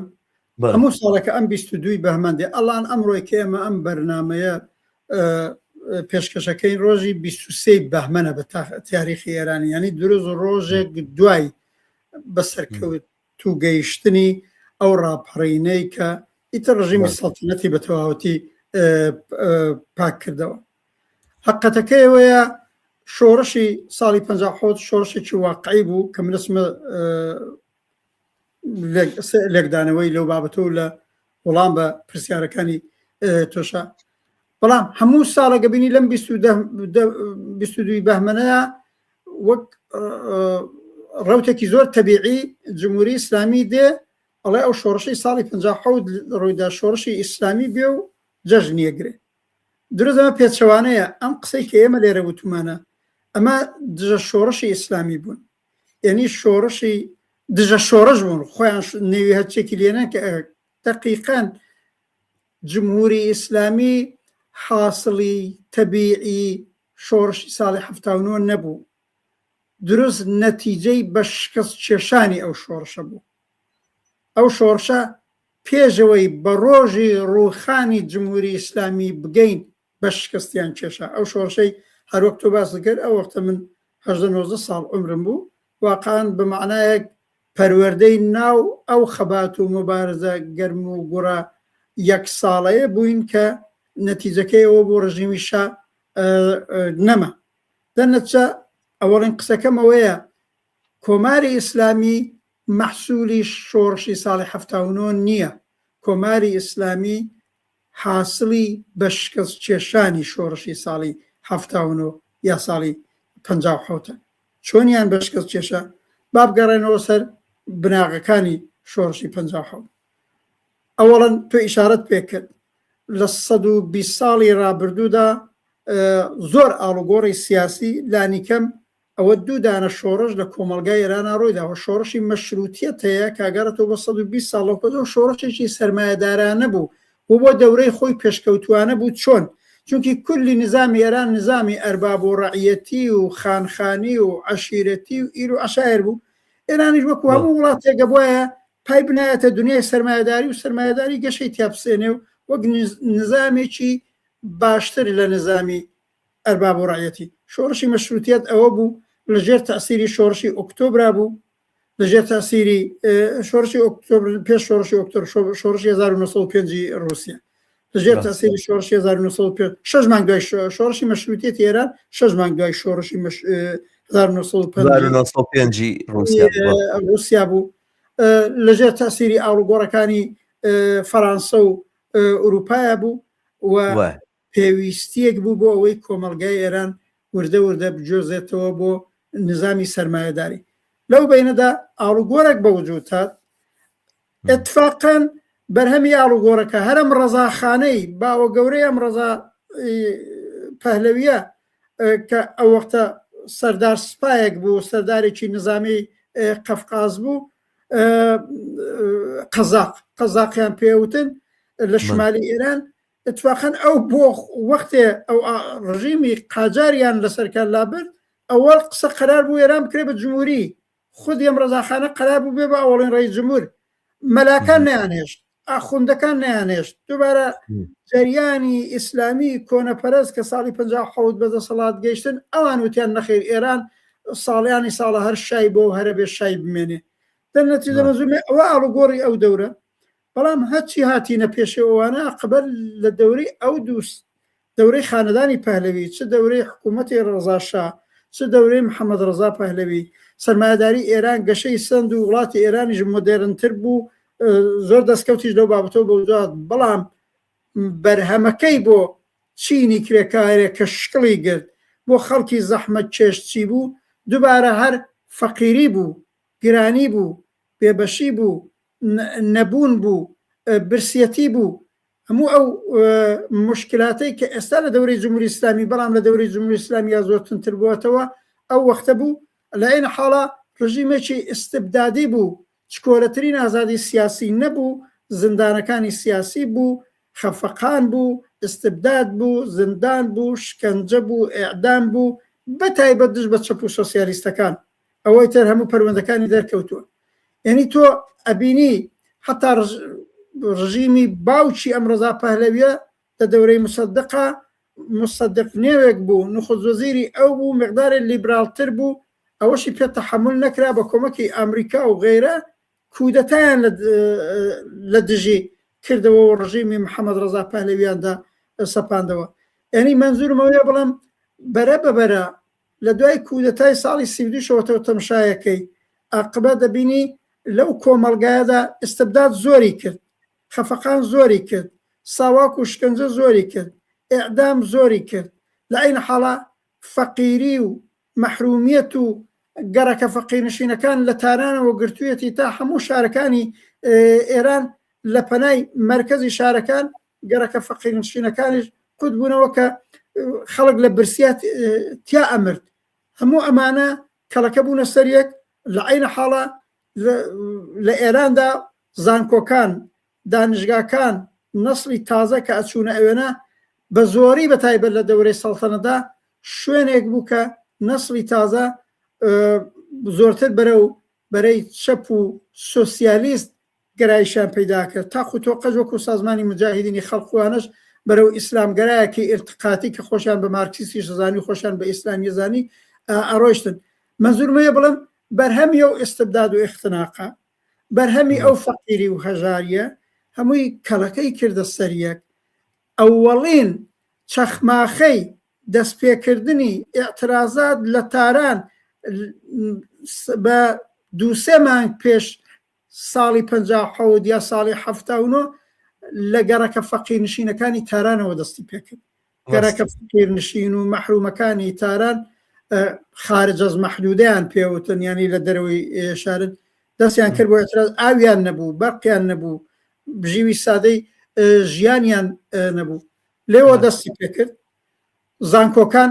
بە تایبەت کە هێزی چەپ و سۆسیالیستا قەوی بوو وروژان بوونە پایەکی زیاتری ئەو ئەترازاتە و تا کێشایە نێو شارە گەورەکانیش لە شاری تەورێزەوە دەستی پێکرد کە هەمیشە و دایم سابقەی مبارزاتی بوو یعنی مەسەلەن من بە جوانی لە بیرم دێ ئەوەڵین ئێعترازاتەکان لە گەڕەکە فەقیرنشینەکان یا ئێعترازاتەکانی زانکۆکان هێشتا کورنێ بەشی کرێکاری دەستی پێ نەکرد بوو هەموو لە هەموو جێ باسی ئەوە دەکرا کەوە لەو گەڕەکانی ئەترازات کراوە بەتایبەت زانکۆکان چاوی تێبڕا بوو لەوێش هەموو کەس لە خەڵکی عادی شارەکەی ئێمە بۆکان و هەموو بابەوە لەوێ ناڵن کۆمۆنیستەکان خەریکن ئەم حرەکەتانە وەڕێخەن هێزی چەپ خەریکن ئەم حرەکەتانە وەڕێخەن واقعی ژوا بوو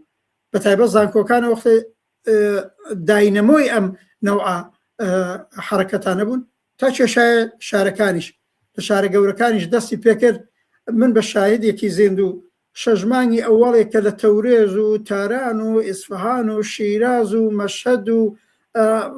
شارێک دواتر من لە دانیشگاکە لێو دەستمە خوێن ڕزاییە یا ئورومیە ئێرە چێشتا واقعەن 6 مانگی ئەوەڵ قسەیەک لە ئیسلامیەکان نەبوو نێوی خومەینی نەبوو 6 مانگ بوو بەش بە حاڵی خۆم لە تەزاوراتە شرکەت مەکرد هێشتا کوونە نێوی خومەینیم هەر نەبیست بوو تا زمانێ لە عێراق دەرکرا وەختێ لە عێراق دەرکرا چووە پاریس چوە نۆفل لە شاتۆ لە نزیک پاریس ڕادیۆ BBC دەستی پێکرد ئەینەن وەک چۆن ئەمڕۆ ئەم تەلەڤیزیۆنی ئەنتەرنەشناڵە دەستی پێکردووە لە پەسا نێوی ڕەزا پەهلەوی قوت کردوێتەوە ئیکا بە مشکی خەڵکە رادیۆ BBC منبعێ بوو هەموو خەڵک لەپۆسا ئەوە خومینی هاتووە ئەوە خومینی هاتوۆتە پاریس و ئەوە چۆن نۆفل لە شاتۆ ئەوە ادعاکە ڕاهبەری شۆڕشی ئێرانە بە تۆری واقعی ڕەهبەرسازیان کرد ئەمە ئەڵبەتە وانییە بڵێم جەریانێک فەردێکیش ئەتوانێت ئیدعای ڕەهبەرسازی بکات لانی کەم بەشێک هێزی جەماوەری بێ ئەویش بووی لەو ئینقلابی مەشروتیەتەوە کاڵین تا ئێستا جەریانی ئیسلامیش چ لە ئینقلابی مەشروتیەتە بە دەرەجەی حضوریان بوو حضوری کۆنەپەرستانەیان بوو کە نەیان ئێران بێتە جمهوری کردیان بە دووبارە سەڵتەنەتی لەو وەختەوە ئەمانش حضوریان بوو ئەمانش زیندانیشیان ببوو ئەمانش بەحاڵە خبەت گۆشەیەک بوون بەڵام گۆشەیەکی لە پەراوێز کەوتوو بوون هێزێکی پەراوێز کەوتوو بوون بەحاڵ بە بۆنەی خومینی و چوونە پاریس و چوونە فەڕەنسا خۆت کرانەوە قەتەکەیەوەیە لە دەرنەتیجە ئاوا بوو بۆیە دەرسی بۆ ئەمڕۆتیایە یعنی اتفاقاً شۆڕشێکی حەقخوازانە ئازادی خوازانە عەداڵەت خوازانە کەوتم لە گەڕەکەکان و لە زانکۆکان و لە شارە گەورەکانەوە دەستی پێکرد لە ئێرانە و هەر هات و پەرەیگرت هەواش مانگی بەسەراچوو بە ئاشکرا ئیتر وڵات زلهێزە گەورە ئەمپریالیستیەکان و دارودەستەکانی ئەوانش لە نێو خۆی ئێرانە لە ئەحزابی بۆرژواییەکە کە ئەو وەختە بوون ئەیان زانی ڕەوتی ئەم ئاڵوگۆڕە سیاسیە لە ئێراندا بەرەو چەپبوونەڕوە بەرەو ئەوڕوا هێزی چەپ و عەداڵەت خواست دەستی پێداکە واردی مەیدان بوون گۆشەیەکی ئەوە بوو وەختێ خومینی لە عێراق نەما و ڕێگای پێنەدرا ئەویان هێنایە پاریس و گەورەیان کردەوە و هەر ئەو سەربەندەیە کۆنفرانسێک بەرپاکراخ لە تاریخا مەشهورە بنەوەی کۆنفرانسی گوادلۆپ شارە شارۆکێکە لە نزیک پاریس و ئەوانە لەوێنە ڕای جمهوری ئەمریکا کارتێر بوو نخۆز وەزیری ئینگلیز ئەڵان نێوەکەیم لەبیر چێتەوە ژسکار دەستان ڕای جمهوری فەرانسە بوو ئەو وەبدان هێلموت شمیتی نێو بوو سەدری عەزەمی ئاڵمان بوو ئەم چوار وڵاتە لە کۆنفرانسی گوادلۆپ کۆبوونەوە و لەوێنە تەسمیمیان گرت ئیتر پشتیوانی لە ڕژیمی سەڵتەنەت نەکرێ و پشتیوانی بکەن لە جەریانی ئیسلامی و خومینی بۆ ئەوەی هێزی چەپ و سوسیالیستی تیا بەهێز نەکرێ ئەمە خاتراتی ئیبراهیم یەزدیە کە یەکێ لە مشاورەکانی خومینی بوو زاهرێن کراواتی بوو ئەو وەختە بەنی سەدریشە حەسەنی بەنی سەدریش کە دوایی بوو بەڕای جمهور و دەریان کرد ئەویژە وەختە لە پاریس بوو ئەڵێ ئێمە ڕۆژەکانی کۆنفرانسی گوادلۆپ ئێمە هەر لەوێ بووین پەیوەندمان بوو تەماسمان بوو بە تایبەت حەسەنی بەنی سەدر لە جێیەکە لە خاتراڵێ کۆنفرانسەکەیان تەواو بوو هاتنە دەرێ لە کاناڵ و ئەو پەیوەندیانەی پێمان بوو پیان ڕاگەیاندی وتی بڕۆن خۆتان تیارکەن تەسمیم گیراوە دفاع لە ڕژیمی سەڵتەنەت نەکرێ خۆتان حاضرکەن بۆەوەی بچن لە ئاهەندەیە دەسەڵات بگرن بەدەستەوە یعنی ئاوا بڵێم شۆڕشێکی ئەسیل واقعی دەستی پێکرد لە جەیەکەوە بە دەخالەتی ئەمپریالیستەکان و ئەڵبەتە بە کاریگەری بەعزێ هێزی بۆرژوا کۆنەپەرستە لە نێو خۆی ئێران یەکان جبهەی ملی بوو ظاهرەن ئەمە جبهەی ملیگەراکانی ئێرانی ئیدامە دەهەندەی ڕێگای مصدق بوو کە وەختە کەریم سەنجابی دەبیر کولیان بوو بەرحاڵ بنێوی جناحی لیبرالی بۆرژوازی ئەویش تەواو سەری دانەواند بۆ جەریانی ئیسلامی و جەریانی خومینی لەولاشەوە مەسەلە هەرەوە نەبوو برۆکەی غەرب وڵاتانی غەربی ئەمپریالیست خۆیان ساکردەوە دفاع لە خومینی بکەن لە مقابلیشە هەر لە قەدیمترەوە بلۆکی شەرق و بە سەرۆکایەتی خودی شوڕەوی بەرحاڵ بوو بە خێروبەرەکەت بۆ جەریانی ئیسلامی لە کاناڵی حزبی توودەوە پشتیوانیانە کرد لە جەریانی ئیسلامی یعنی لەو سەروبەندە تاریخیەدا شەرق و غەرب بەرعەکسی شعارەکەی خومینیەی و نەغەربی نەشەرقی هەم شەرقی و هەم غەربی پشتیوانی لە جەریانی ئیسلامی جەریانی ئیسلامیان تەبدیل کرد بە ئالتەرناتیو خۆی شەیەک هێزی کۆمەڵایەتی بوو بەڵام تەبدیلیان کرد بە هێزی ئالتەرناتیو جا لێرەوەیە لەو سەردەمەوە کە جەریانی ئیسلامی گەورە کراوە وەیتە تاریخەکەشی دیارە لە پاییزی ساڵی 57 ئێرانی کە ئەکاتە هەر پاییزی ساڵی هەفتاونۆی پاییزی ساڵی هەفتاهەشتەکە نەک ڕازەکە هەفتاهەشتە درستە هەفتاهەشتە لەو پایزەدا دوو ڕۆژەیە بەنێوی تاسوعا و ئاشورا هەمومان نەزانین و بەتایبەت ئەو دوو ڕۆژە ڕۆژی ئاشورای حوسەینیەی تر بۆ تاسوعا و ئاشورا وەختە کەوتۆتە ئەو کاتەوە بڵێ بەڵێ لەو تاسوعا و ئاشورای ئەو وەختە کرا لە وێنەی تر ئیجازە درا بە شاشیان وتبوو حەقی سەرکوتت نییە ئیجازە درا بە ملیۆن خەڵک لە تاران و تەورێز و ئەوانە هاتنە مەیدان بە بۆنەی ڕۆژی مەسەبی و تاسوعا و ئاشورا لەوێی تر حتا لەوێ قەدەغە کرا بڵێنی تر مەرگ بەرشا فقط وترا زیندەباد خومینی یعنی بەو معنە لەو ڕۆژەوە ئاڵوگۆڕێکی نەوعی بەوجوتان جەریانی ئیسلامی کرا بە ڕەهبەر هێژمۆنی کرا بەنظرم ئەو ڕۆژە ڕۆژی شکستدانی شۆڕشی بەرحەقی ساڵی 57 بوو یعنی پێشەوەی بگەین بە ڕۆژی 22 بەهمەن شۆڕشەکە لەبار چوو شۆڕشەکان بە شکست چێشە حتا بەرەی چەپ ئەم سازمانی چریکی فدایی خەڵقی ئێران تەمەشاکەین وەختی ئەو ڕۆژەی خومینی دێتەوە بۆ تاران و بە تارەی فەڕانسەوی هاتوو لە ڕۆژی 12 ڕۆژ پێش دە ڕۆژ پێش 22 بەهمەن هات ڕۆژی ئین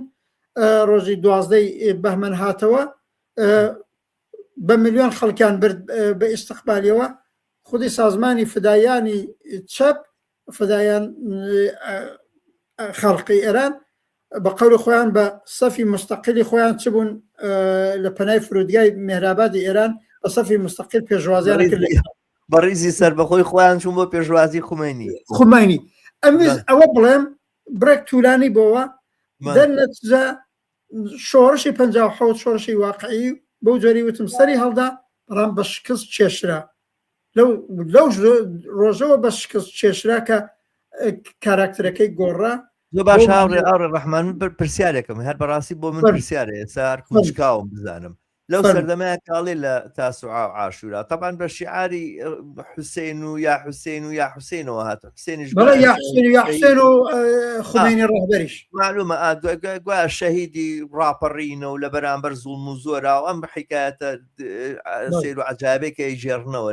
لە حوسێن و گویا لە پێناوی خەڵکی فەقیر و ژاری کوفەیە هاتووە شەڕی لەگەڵ ئومەیەکانە کردووەمانە ئەم حیکایەتە جێڕنەوەیان کردووە بە سەردیەتێک بۆ خۆیانوانە لەو تاسوعا و عاشورەیە کە ئەم خۆپیشاندانانە و ئەم تەزاوراتانە کراوە بە جۆرێک لە جۆرەکان هەر لەو کاتەوە دیارە ئەم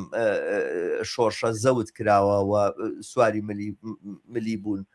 ئیسلامەکان هیچ ڕەوتێکی چەپ بە حیزبی توودا چریکە فیدایەکان یاخود لایەنێکی چەپ لە ئێرانە لە بەرامبەر ئەم پیلانەیە لە بەرامبەر ئەم پلانەیە هەڵوێستێکی دیاریکراوە نیشان داوە یان لە مێژووە هیچ ڕوبەڕووبوونەوەیەک لەم بابەتە هەیە ئینزارێک هەیە ئاگادارکردنەوەیەک هەیە کە خەڵچینە خەریکن سەری شۆشەکە ئەکەن بەهاشا مەسەن شتێکی لەم بابەتانە هەیە من بەڕاستی هەر کوچکاوم بزانم من پرسیاری خۆمە نا بەداخەوە هێزی چەپێک کە نێوی بوو بێ قسەی ڕۆیشت بێ مەسەن ناوەختە سازمانی چریکای فدای خەڵکی ئێران لە سەراسەریان نەوەڵا خۆی جووت کردووە خۆی هاوڕای کردووە هیچ قسەیەکی جیاوازە و نەبیستراوە هەرم مجاهدینی خەڵکە و چەپ نەبوو ئەو هەر خۆی هاوقەدەم کردووە بە ئومێدیەوەی سەهمێکێ بێ لە قودرەتە حیزبی توودە هەر بە تەواوەتی پشتیوانی کردووە ڕادیۆی فارسی مۆسکۆ ئەسەن تەبلیغاتی بۆ کردن دەرنەتیجە لە ئاست سەراسەری من ئەم بینە لەم ساڵانی ئەخیرە تاریخنگاری زۆر کراوە کەسان لە سازمانی پەیکار لە بەعضی لە سازمانی چەپی رادیکال ئەوترێ ئەو وەختە دردۆنگ بوون ناڕازی بوون ئەوان نەبوون بەڵامەوە ئەو بەشە لە چەپ نەبوو دەنگی زۆر بڕوە قسەی زۆر ببیسرێ لەو وەختەدا تەنیا یەک تەجروبە هەیە ئەوی تەجروبەی کوردستانە ئەوی تەجروبەی کۆمەڵێ کە ئەو وەختە هێشتا بە نێوی کۆمەڵەش فعالی ڕاگەاندنی دەرنابڕی ئێمە تا ئەو ڕۆژی 26 بەهمەن شۆڕشی قیامی 57 بە سەرکەوتن گایەت و هاوڕە حەمە حوسێنی کەریمی گیانی بەخت کرد و ڕۆژی 4 ڕۆژ دوای سەرکەوتنی 4 ڕۆژ دوای ڕوخانی ڕژیمی شا کۆمەڵە بۆ ئەوەجاری تراایی خۆی دەرکردوتی من نێوم کۆمەڵی شۆڕەجێڕی زەحمەت کێشانی کوردستانی ئێران ئێستا چێرەکان و شەخسیەتەکانیشیمان ناناسی یەک شت بوو ڕەوتی چەپ لە کوردستان کە زۆرتر شەبەکە بوون فعالین بوو هەڵسوراوان بوو ئێمەش جوزی ئەوانە بووین تازە نەفەراتی ئەوەڕ و ئەسڵیش نەبووین جوانتر و تازە کارتر بووینوانە ڕەوتی چەپ لە کوردستانە تحتی تەسیری جریانی ئیسلامی قرار نەگرت قەتیش سەرەتی پێنیشان نەدا هەر لە ڕۆژی وەڵشیۆ لە دژی بوو بەڵام ڕۆتی چەپی کوردستان دەنگێکی نەبوو لە سەراسەری ئێرانە دەنگێکی نەبوو من بیستمە لەنێو حتا جریاناتی لیبرال و بورژوا وەک ئەفراد وەک ئەشخاص وەک کەسان وەکو مەحافل الان کە تاریخ نگارێکەکەن ئەڵڵ وەختە ناڕازی بووینە وەختە وتمانەوە شۆکێکە بۆ کۆمەلگای ئێران بەڵام نامە دەنگی زاڵ نەبووە تاوجێی بەسواب بە پرسیارەکەی تۆ بێ حزبی توودە ئەو وەختە ئەگەر هەڵوێستێکی جیاوازی بۆ ئەیتوانی تاسیری بێ سازمانی چریکەتی خەڵق ئەیتوانی تاسیرێکی بێ یا قەدەمی بعدی ئەو سەرەکەوێ سازمانی پەیکەن هیچیان ئەو دەنگە جیاوازە نەبوو بەداخەوە ئەزانین چۆن ئاورە ڕەحمانخۆی ئێستا کائیمادیش کۆمنتێکی نووسیوە بە جۆرە لە جۆرەکان لە قسەکانی تۆ شاهات من پێ خۆشە لێرەیە دیقەت لەسەر مەسەلەیەکی تر بکەم چونکە زۆر جار باسی کە باسی ئێرانە کرد کە باسی کۆمەلگاکانی ئێمە کرێ ینی مەبەست یا بێ مەبەست ئەو کەسانی کە لێکدانەوەکەن لەسەر بڵین تەدەخولی هێزە کۆنەپەرستەکانی دنیا و هێزە ئیمپریالیستەکان و ئەوانە تقریبان شتێکی ئەوە نایهڵنەوە بۆم کۆمەلگانی خۆمان مەسەلەن کەنەهو ئەمەی لە خۆرهەڵاتی ناوەڕاستە هەیە یەک بڵین تەختەی شەترەنجە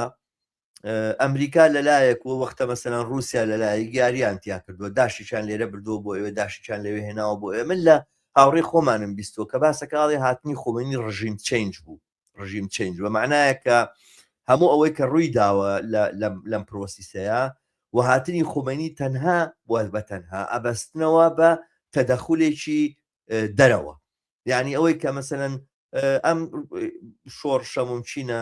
چەپەکان و کۆمونیستەکان تایە باڵا دەزنەوە ئەوانە بداتە پاڵی اتحادی سۆڤێتی وەختەکە هەبوو بۆیە با فریاکەوین بڕۆین ئیسلامەکان بەهێزکەین بۆی ئەمە فاکتەرێکە یەکێکە لە فاکتەرەکان بەڵام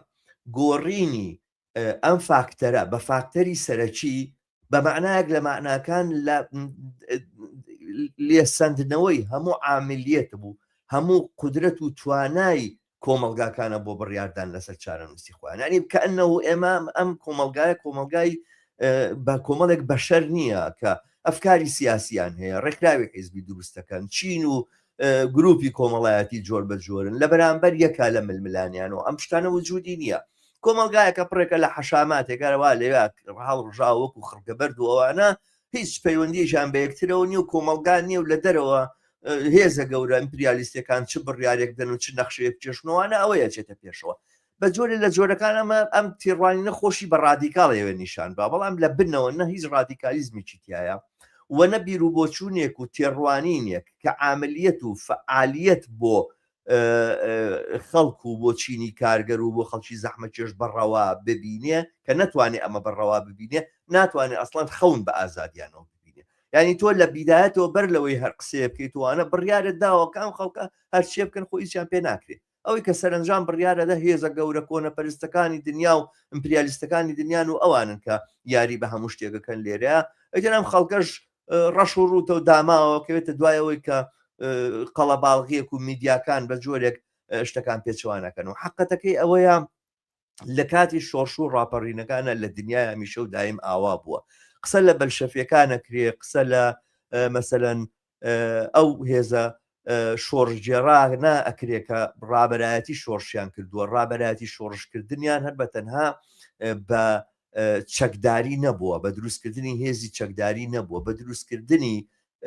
جۆرێک لە ڕێخستن بووە کە ئومێدی داوە ئەوان نتوانن کۆمەلگا بەڕێوە بەرن و کۆمەلگا لەسەر پێی خۆی بهێنڵەوە ینی شۆڕشە گەورەکانی دنیا وانە بووە خەڵک تووڕە بێت و بێتاقەت بێت و برسی بێت و ئەوانەوە بڕژێتە سەرجادە و حکومت بڕوخێت و دوای اینجا خەڵک کۆ بێت و بزان چ حکومەتێکی کە دروستکەن چ ئەلتەرناتیوێکی کە بێنە پێشەوە ئەلتەرناتیوی دەسەڵاتی داهات و بەر لەوەی کەوا شۆڕژ ئەنجام بدرێ خۆی خەمڵاندووە و ئامادەیە ئەو وەختێک کە لینین لە دۆمایە ئەڵێ ئێمە ئامادەین دەسەڵات بگرین ئەو دەمەیە و ئەو کاتەیە کە شۆڕشی ئۆکتۆبەر بڕیاری لەسەر درێ ئەو دەمە ئەو کاتەیە کە شۆڕشی ئۆکتۆبەر ئاسوویەکی بەردەما ئەکرێتەوە کە حیزبی بەشەفی بەو سۆڤێتاتانەی کە دروستی کردووە بەو شورانی کە پێچی هێناوە توانای ئەوەی هەیە کە کۆمەلگا بەدەستەوە بگرێ و لە جێگای حکوومەتێکی هەڵۆشا و لابراو کە شۆڕژ لایە بات و ڕایە ماڵێ هێزێکی تر هەیە دێت پێشەوە نایڵی خەڵک لە برسا بمرێ نایڵی خەڵک ئەمباس یەکتر ببێت و ببێ بە شەڕی میلیشیا و شەڕی گەڕک و شەڕی چەک لە بینی خەڵکە ئەمنێت و ئاسایش ڕائەگرێ کۆمەلگا کە گەیشتە قەناعەت کە هێزێکی دیاری کراو هەیە ئەتوانێت جێگەی ئەم هێزە بگرێتەوە کە ئێستا حکومەکە و دەسەڵاتدارێتیەکە ئەو دەمەیە کە شۆڕژوەدا شۆڕشەکانی دنیا هەمیشە لەلایەن کەمایەتیەوە کراون ئەوەی شۆڕشەی ئێران کە ئەوەنە بە فراوانی باسەکرێ ئەوانە نەگەیشتۆتە لە 1970 بۆ ئازانم لە 1950 لە بینی 15 بۆ 17 کە بەشداری تیا کردووە نەگەوانی کە شۆڕش جەربوون ئەوانەی کە لەبەرەی دژی شۆڕشی شابوون هەموو ئەوانەی کە بەشداریە لەم ڕووداوە نەکردووە نیسبەتێکی ئەوەنن نیسبەتی زۆری خەڵک دانیشتون و چاوەڕێن بڕیار لەسەر چی بدەن ئەو بڵێن نیوترالیتێتە یاخود ئەو حیادەی کە هەیەە ئەو بێلایانی کە هەیەە بە کام لایە بیشتێنەوە دیفاع لە هێزە شۆڕژگێڕەکان بکەن یا لە پشتی هێزە دژی شۆڕشەکانەوە بوەستن بۆی کەوا ئەم وەزع کۆتایی پێبێ لە ئێرانە بەداخەوە چەپەکان سەرباری خەباتێکی دوور و درێژ و ئەوانە ئەو شێوازە لە ڕێخستن کە بتوانێت کۆمەلگا بەدەستەوە بگرێت لە دوای شۆڕشۆمانە ئەمانیان پێک نەهێناوە فرسەتیان نەبوو پێکی بێنن مەسەلەن خۆیان بە خاوەنی کۆمەلگا نەزانیوە پێیان وابووە کە بە پێی تیوریەکانی سۆڤێت جارێ خۆناغی شۆڕشی بۆ ژوازی نیشتیمانی و ئەبێ بۆ ژوازی بێتە پێشەویشەکانی خۆی بکات و ئەم بابەتە تیوریانێک کە هەبوون و ئەوانە شتێکی لەم بابەتانە بووە بە هەر شێوازێک بۆ ئەوان ئامادە نەبوون کۆمەلگا بەدەستەوە بگرن هێزێکی تر کە نەک ئامادەی کۆمەلگا بەدەستەوە بگرێت و ئەوانە 1400 ساڵە هەموو جمعەیەک کۆبوونەوەی هەیە باشە لە هەموو گەڕەشێکا بنکەی هەیە و هێزێکی هەڕەمیە و لەسەرەوە بۆ خوارەوە بەستم مەرجعیەتی شیعەیە و بەشێک بە درێژایی تاریخ لە کاتی شا ئیسماعیلی سەفەویەوە بەشێکە لە دەسەڵات دام و دەستگایەکە لە پەنا دەسەڵاتە بۆ مەشروعی پێدانی دەسەڵات وایە و شێوازێکە لە دام و دەستگای مەزهبی کە زۆتر لە کەنیسەی کاسۆلیکیە چێ ئەو چۆن ئەوان کاردیناڵیان هەیە و چوزانم پاپایان هەیە و چیان هێوانە بە جۆرە لە جۆرەکان مؤسسەی شیعەش لەم بابەتانەیە ئەم مؤسسەیە ئامادەیە ئەڵێ من کۆمەلگا بەدەستەوە گرم نەک تەنها بۆ ژوازی دەرەوە و هێزە ئەمپریالیستەکان وانە بۆ ژوازی ناوخۆ بازار سەرمایەدارانی ناوخۆ کە ئەیانەوێ هەرجوو مەشغول نەیاتوانە ئەوانیش وەلایەنە گوێزرێتەوە بۆ ئەمە و کۆمەلگاش لە بەردەمی ئەوە وەستێکەوە شا ئەڕواتەوەوانە چێت جێگەی بگرێت و تووشی هەرجوو مەرجوو خۆپیشاندانی هەموو ڕۆژە ببین یاخود دام و دەستگایەک بێت کە کۆمەلگا بەدەستەوە بگرێت جمهوری ئیسلامی لە معادلاتانەیە ئەیباتەوە محدودکردنەوەی ئەمە بەتەنها بۆی کە لە گوادلۆب چی ڕوویدا و چی ڕووی نەدا و ئەوانە دووبارەکردنەوەی ئەو قسەیە کەەوە غەرب و ئەمریکایە کە هەموو شتێک بڕیارەدا و هێز ئیمپریالیستەکانە بڕیار لە هەسەر هەموو شتێکدەن و هەر ئەوەش ئەمڕۆ نەقڵەکرێ بۆ ئەمڕۆی ئێمە بیرەکەنەوە ئەمریکا و غەرب پشتی چیەگرن پشتی کوڕەکەی شاگرن یا مجاهیدی نەگرن و بەم پێ دەسەڵاتی داهاتوو لە لای چی ئەگیرسێتەوە بەبێ بیرکردنەوە لەوەی کە کۆمونیستەکان و چەپەکان بۆ ئەوەی شۆڕشی ئایندەی ئێران بە دەردی شۆڕشی ڕابردووی ئێران نەچێ پێویستیان بۆی بیر لەوە بکەنەوە چۆن لە هەموو گەڕەکێکە ئەتوانن ئیدارە و کاروباری ئەو گەڕەکە بەدەستەوە بگرن من بەمەنە کۆتایی دێنم قسەی تر ناکەم دو قسە بۆ تۆ بەجێڵم چونکە وەختم زۆر بردوو گەیشتینە کۆتایی بەرنامەکەشمان بەجۆرێ فەرموو دەست خۆش بێ خاڵی باش باسکرا با منی چەند شت بڵم لەم بەشەکە جواب بدەمەوە هیوادارم نوع جوابێک بێ بۆ پرسیارانەی هاوڕە ئەماد ژیرنینا تافگە دەوری پێشوشە باسی کرد چونکی بەشێک لە باسەکەی ئێستای ئێمە بۆ دەرزوەرگرتنە لە ڕووداوەکانی ئێستا جارێکی دەکەت چۆن ئالتەرناتیوێکی کۆنەپەرست و بۆرژواییمان بەسەرا دانەسەپێنن چۆن نەبێ بە ڕژیم چەند جوانە با من لە بەحسی ساڵی 57 یا ساڵی 79 ئەوەی بە قوری تۆ بازە لە ڕفێق نزیکانی خۆشمان هەر بە ڕژیم چێنج تەوزیحێدەن بە نەزەرم ئەوەی لە ساڵی 79 ڕۆیدرا هەر بە ڕژیم چێنج تەوزیحدانی غەڵەتە و شتێکی سەتحیە کارکرا بۆ ڕژیم چێنج گوادلۆ بۆ ئەوە بوو بەڵام ئەخبر لەسەر هێزێک کاریان کرد کە خودی ئەو هێزە بۆ خۆی بنەمایەکی ئیجتماعی بوو هێزێکی ئیجتماعی لە پشت جەریانی دواکەوتووی ئیسلامی لە ئینقلابی مەشروتیەتەوە یا لە شۆڕشی مەشروتیەوە تا ئێستا بتەوێنێتەوە عاقبەت بەشێک لە هێزی کۆمەڵایەتی لەسەر لەگەڵ بوو دیارە بەرەی کۆنەپەرست بوو بەرەی کۆنەپەرست بوو بەڵام بە دەلیلی مەسەبوونەکە کۆڵک خەڵکی عادیش بە تۆری واقعی تەوهمی بە پیان بوو بە ئایەتوڵڵاکان و باخونەوە ئەمە خاڵێکی ئەوە لایەکی دیکە ئەگەر فقط بە گوادلۆپ و دەستێوەردانی زلهێزەکان تەمەشا بکەین ئەو وەختە ئەی ڕۆڵی حزبی توودە کە حزبێکی سیاسی جێکەوتوو بوو ئەو کۆمەلگایە بوو ئەی ڕۆڵی جبهەی ملی ئێران و کە مستەدق نخست وەزیرەکەی بوو و ڕەوتێکی سیاسی جێکەوتووی نێو ئیقتصادی سیاسی ئێران بوو ئەو چی اتفاقان لەو بابەتەوە هاوڕێ مەنسوور ئەحمەد نووسینێکی زۆر جوانی هەیە بنێوی تاریخی شکست نەخواردوەکان لەوێنە ئەڵێ گوادلۆپ دروست بوو لەسەرەوە دەخاڵەتیان کرد بەڵام ئەو ئاڵوگۆڕەی لە دەسەڵاتی سیاسی ئێران پێکات ڕژیمی سەڵتەنەت ڕۆیی و جمهوری ئیسلامیانە بێجگە لە گوادلۆف بەبێ ڕۆڵی حزبی توودە کە ناسیۆنال ڕێفۆرمیزمی ئێرانی نوێنەرایەتیە کرد و بەبێ ڕۆڵی جبهەی نەتەوەی یا جبهەی ملیەکەی دەورەی مصدق و ئەوانە کە ئەویش باڵێکی مهم لە بۆژوازی ئێرانی بەرحاڵ نوێنەرایەتیە کرد بە سەرنجام ناگەی پاداگوا بۆ ڕژێ بە معنای حکوومەتێک ڕۆی حکوومەتێک کە هاتە جێ ڕەنگەوا بڵێ زاهری ڕژیم چێنج بەڵام پرۆسەیەکی ئاڵۆزی پڕپیچ و خەمی سیاسی کۆمەڵایەتی ڕوویدا تا بەو جێگەی و مهمتر لە هەموو ئەوەیە چینی کرێکاری ئەو وەختی ئێران و سازمانە چەپ و ڕادیکاڵیکانی سەر بەو چینە ئەوەی واڵان تۆ باست کرد ئاما لە قامەتی ئالتەرناتیوە مەترەح نەبوون خۆیان لە قامەتی ئالتەرناتیوی جێگرەوەی حکوومەتی سەڵتەنەت نازانی دەنا حقیقەتەکەوە لە بیرمان چوو دەوری پێش و باسی بکەین هەموو ئەو تەزاهوراتە گەورانەی کە لە ئێرانە کران بە 6 مانگ و 9 مانگ و 10 مانگیش تا زەمانێ ئیعتیسابی سەراسەری کارگەرانی نەوتی ئێران کە بڕبڕەی پشتی اقتصادی سەرمایه‌داری ئەو وەختەی ئێران و ڕژیمی سەڵتەنەت بن تاوە ئیعتیسابە بە ماوەی 1-2 مانگ ڕووی نەدا ڕژیمی شای بە چۆکان نهات ئەو ئیعتیسابە کارگەریە هەر بۆ ڕژیمی شای بە چۆکان هەر بۆیە ئەو وەختە بوو بە شعاری لانیکەم چەپەکان کارگەرێ نەفتەما و ڕاهبەرێ سەرسەختەما کاریگەری نەوت بوو بە ڕاهبەر شوورایان حتا دروست کرد حتا باسی وەکرا نوێنەری کرێکاران بچێتە شوورای ئینقلاب کە ئەمساڵی ڕەفسەنجانیەکان و هەرم خامنەیەکان و وەختی خۆی مێدی بازرگانەکان و ئەوانەشی تیا بوو نازانم چوونیا نەچوت بەڵام چینی کرێکارێکی ئاوا بەهێز وەختە حزبی سیاسی خۆی نەبوو وەکو حزبی کۆمۆنیستی و سۆسیالیستی خۆی لانیکە ئەوە ڕێکخرا و سازماندرا و حتا شوورایەکە وەختە دروستیان نەکرد نهات وەکو ئۆرگانێکی ئینقلابی نەهاتە مەیدان بڵجا من ئیدعای دەسەڵاتم هەیە چینی کرێکاری ئێرانم لە پشتە جوابتان نادەمەوە ئەوانە بۆشم باسکردی جریانی چەپ دەنەچن نەبوونی ئالتەرناتیوی جیاواز لە قامەتی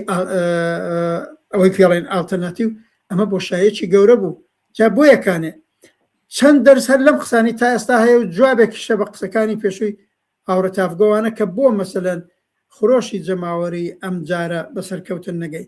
لێرە شابینی خەریکە و داستانانە تەکرارە بێتەوە بەڵام ئەم جارە بێ وشیاریمان ببێ وشیاریشمان هەیە بە دەرەجەیەک چەند نەدەرەقەت مەوج و وەزیەتەکە دین ئەوە بەشێکی دیکە یەکەمەوەیە ئەم جاریش ئەگەر بۆیان بکرێ ئەیانەوێ ڕژیم چێنجێک بە ئێران نەک لە پێشا ڕژیم چێنج یا سناریویەکی هەرجومەر سناریویەکی ڕەش داسەپێنەوە بەحاڵ ئەڵام پرۆژە ئەوەیە پرۆژەی ئەمریکا پرۆژەی ئیسرائیل ئەوە فەڕەنسەشیان چۆتە کەنار وڵاتانی ئەوروپاییش ئەتا ئاڵمان سەدری عەزەمەکەی ئەڵێن خەریکە نەچنە هاوڕێیە بن لەگەڵ ترامپ نەتانیاهو ڕژیمی ئێران بگۆڕێ جمهوری ئیسلامی نەمێنێ پس معنایەوەیە هەر وەکو گوادلۆپەکەی قەدیم خەریکە کارەگاتە جێگایە کەمانیش دوبارە ڕژیم چەنجێ بکەن لە پەنای ئەوە فعلا تا ئەم لەحظە فقط دەوڵەتی ئیسرائیل نە دەوڵەتەکانی دیکە نە دەوڵەتی ترامپ نە دەوڵەتەکان خەریکە ڕزا پارێوی و سەڵتەنەت بەرجەستاکەنەوە 3 ساڵە دەوڵەتی ئیسرائیل کارەکە لە ناو و لە دەرەوە کارەکە بۆ بەرزکردنەوەی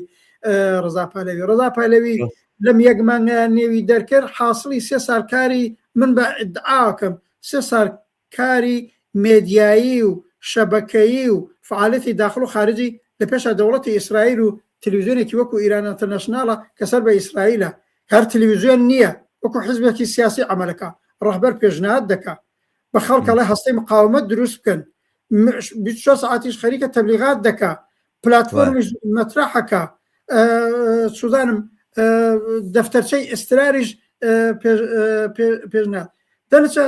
ئەگەر دەرسێ بۆ بگرینە ساڵی 57 بەڵێ خەریکن بۆ ئاڵوگۆڕپێکەنان لە سەرەوە بە دوور لە ئیرادەی کرێکار و جەماوەر خەریکە نەخشا ڕێژن خەریکن یا ڕژیم چێنج یا سناریۆ ڕەشێکمان بەسەرا داسەپێنن دەنچە لێرەدا بە دەرزوەرگرتن لەو وەختە و 47 ساڵ دەرسمان بەوجودێنەوە بەرەی کرێکاری چەپ و سۆسیالیست ئەبێ بزانێ هەر وەک لە هەموو ئەم ساڵانەدا دژ بە بەرەی ڕاست بووین وتمانە دەورەی هەمە با هەمبەیەکەوە هەموو بەیەکەوە بوون نەماوە و بۆ خۆت هاوڕە شەمەڕشایدی مانگێ لەوە پێش لەم شاری ستۆکۆڵمەی ئێمە کۆنفرانسی هێزە چەپ و کۆمۆنیستەکان بۆ لەوێ منشورێکمان بە تەسویب گەیان وتوان منشوری سەرنگونی شۆڕەجێڕانەی جمهوری ئیسلامی و حاکمیەتی شوورایی لە ئێرانە سەرەتایەکە بۆی چەپ بڵە با بە منیش ئالتەرناتیڤم حاکمیەتی شووراییم ئەوێ بۆ ئایندا نە حاکمیەتی کۆماری خوازەکان نە حاکمیەتی سەڵتەنەت تەڵەب خوازەکان ئەبێ هێزی بۆ کۆبکەینەوە و من بەش بە حاڵی خۆم لە قسەی خۆما لەوێنە وتم دەورەی بەرزکردنەوەی ئالتەرناتیوی شووراییە پس نابۆ ڕژیم چنجیان نابۆ سناریۆی ڕەشیان نابۆ ئالتەرناتیوی مەجلیسی موئەسسەسان و جمهوری بۆرژواییەکەیان بەڵێ بۆ حاکمیەتی شوورایی و ئالتەرناتیوی خۆمە جا دقیقاً هەر وەک ساڵی 57 دەخاڵەتیان کرد و سەری شۆڕشەکان بەرەو جەیەکتر لەم یەک مانگی ڕابردووە ئەگە تۆ تەمەشاکەوە جوابێکە بۆ هاوڕە تافگە و هاوڕێیانەی دیکەش هاوڕە هەژیرۆن ئەبینی لە ڕۆژی حوتی مانگی دەی ئاخرەکانی مانگی دەسامبری زاینی بوو لە بازاری تارانەوە ئاعتسابات دەستی پێکرد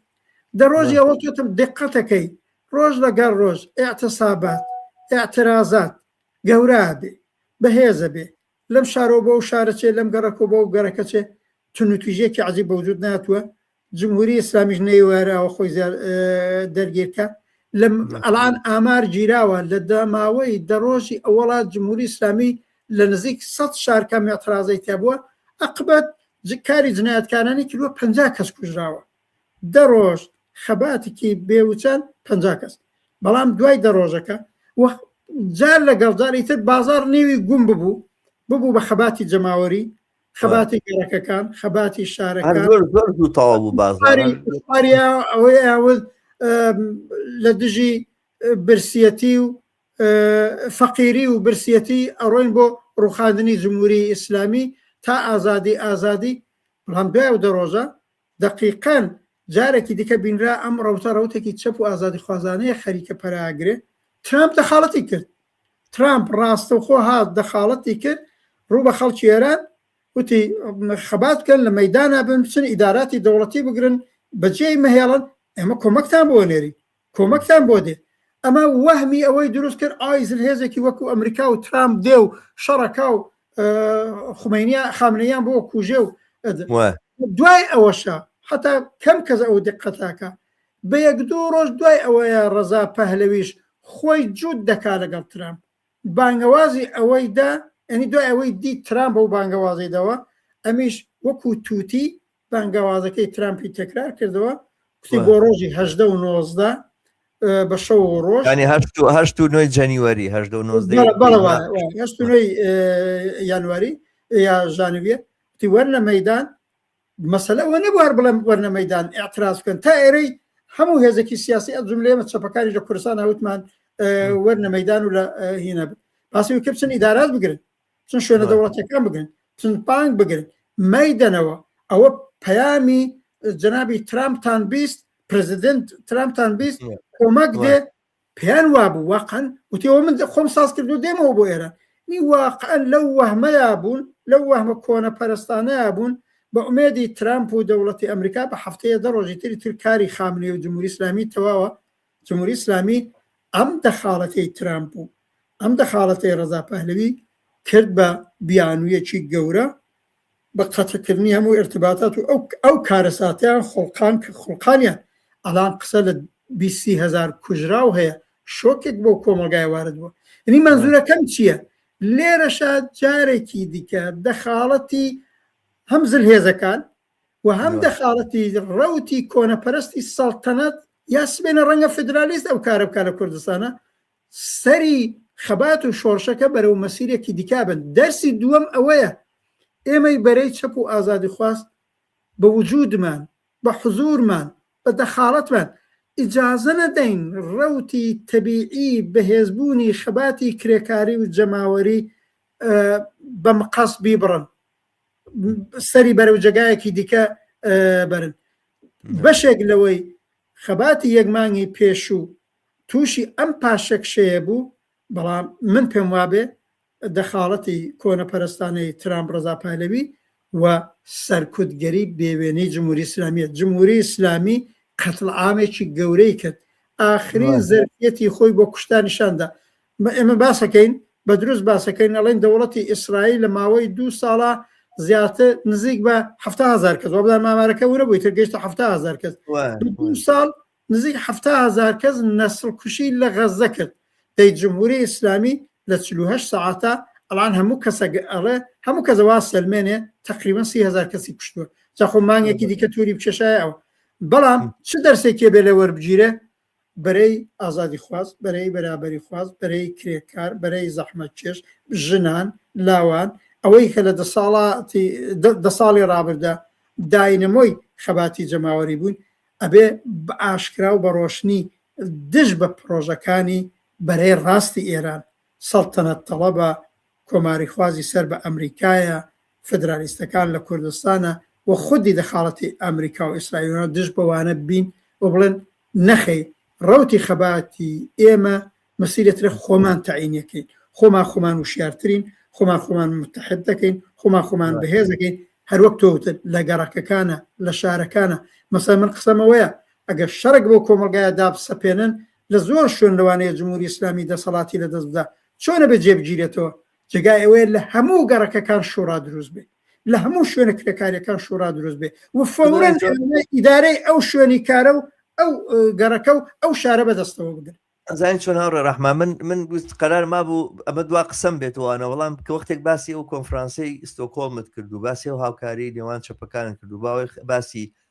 دروشمی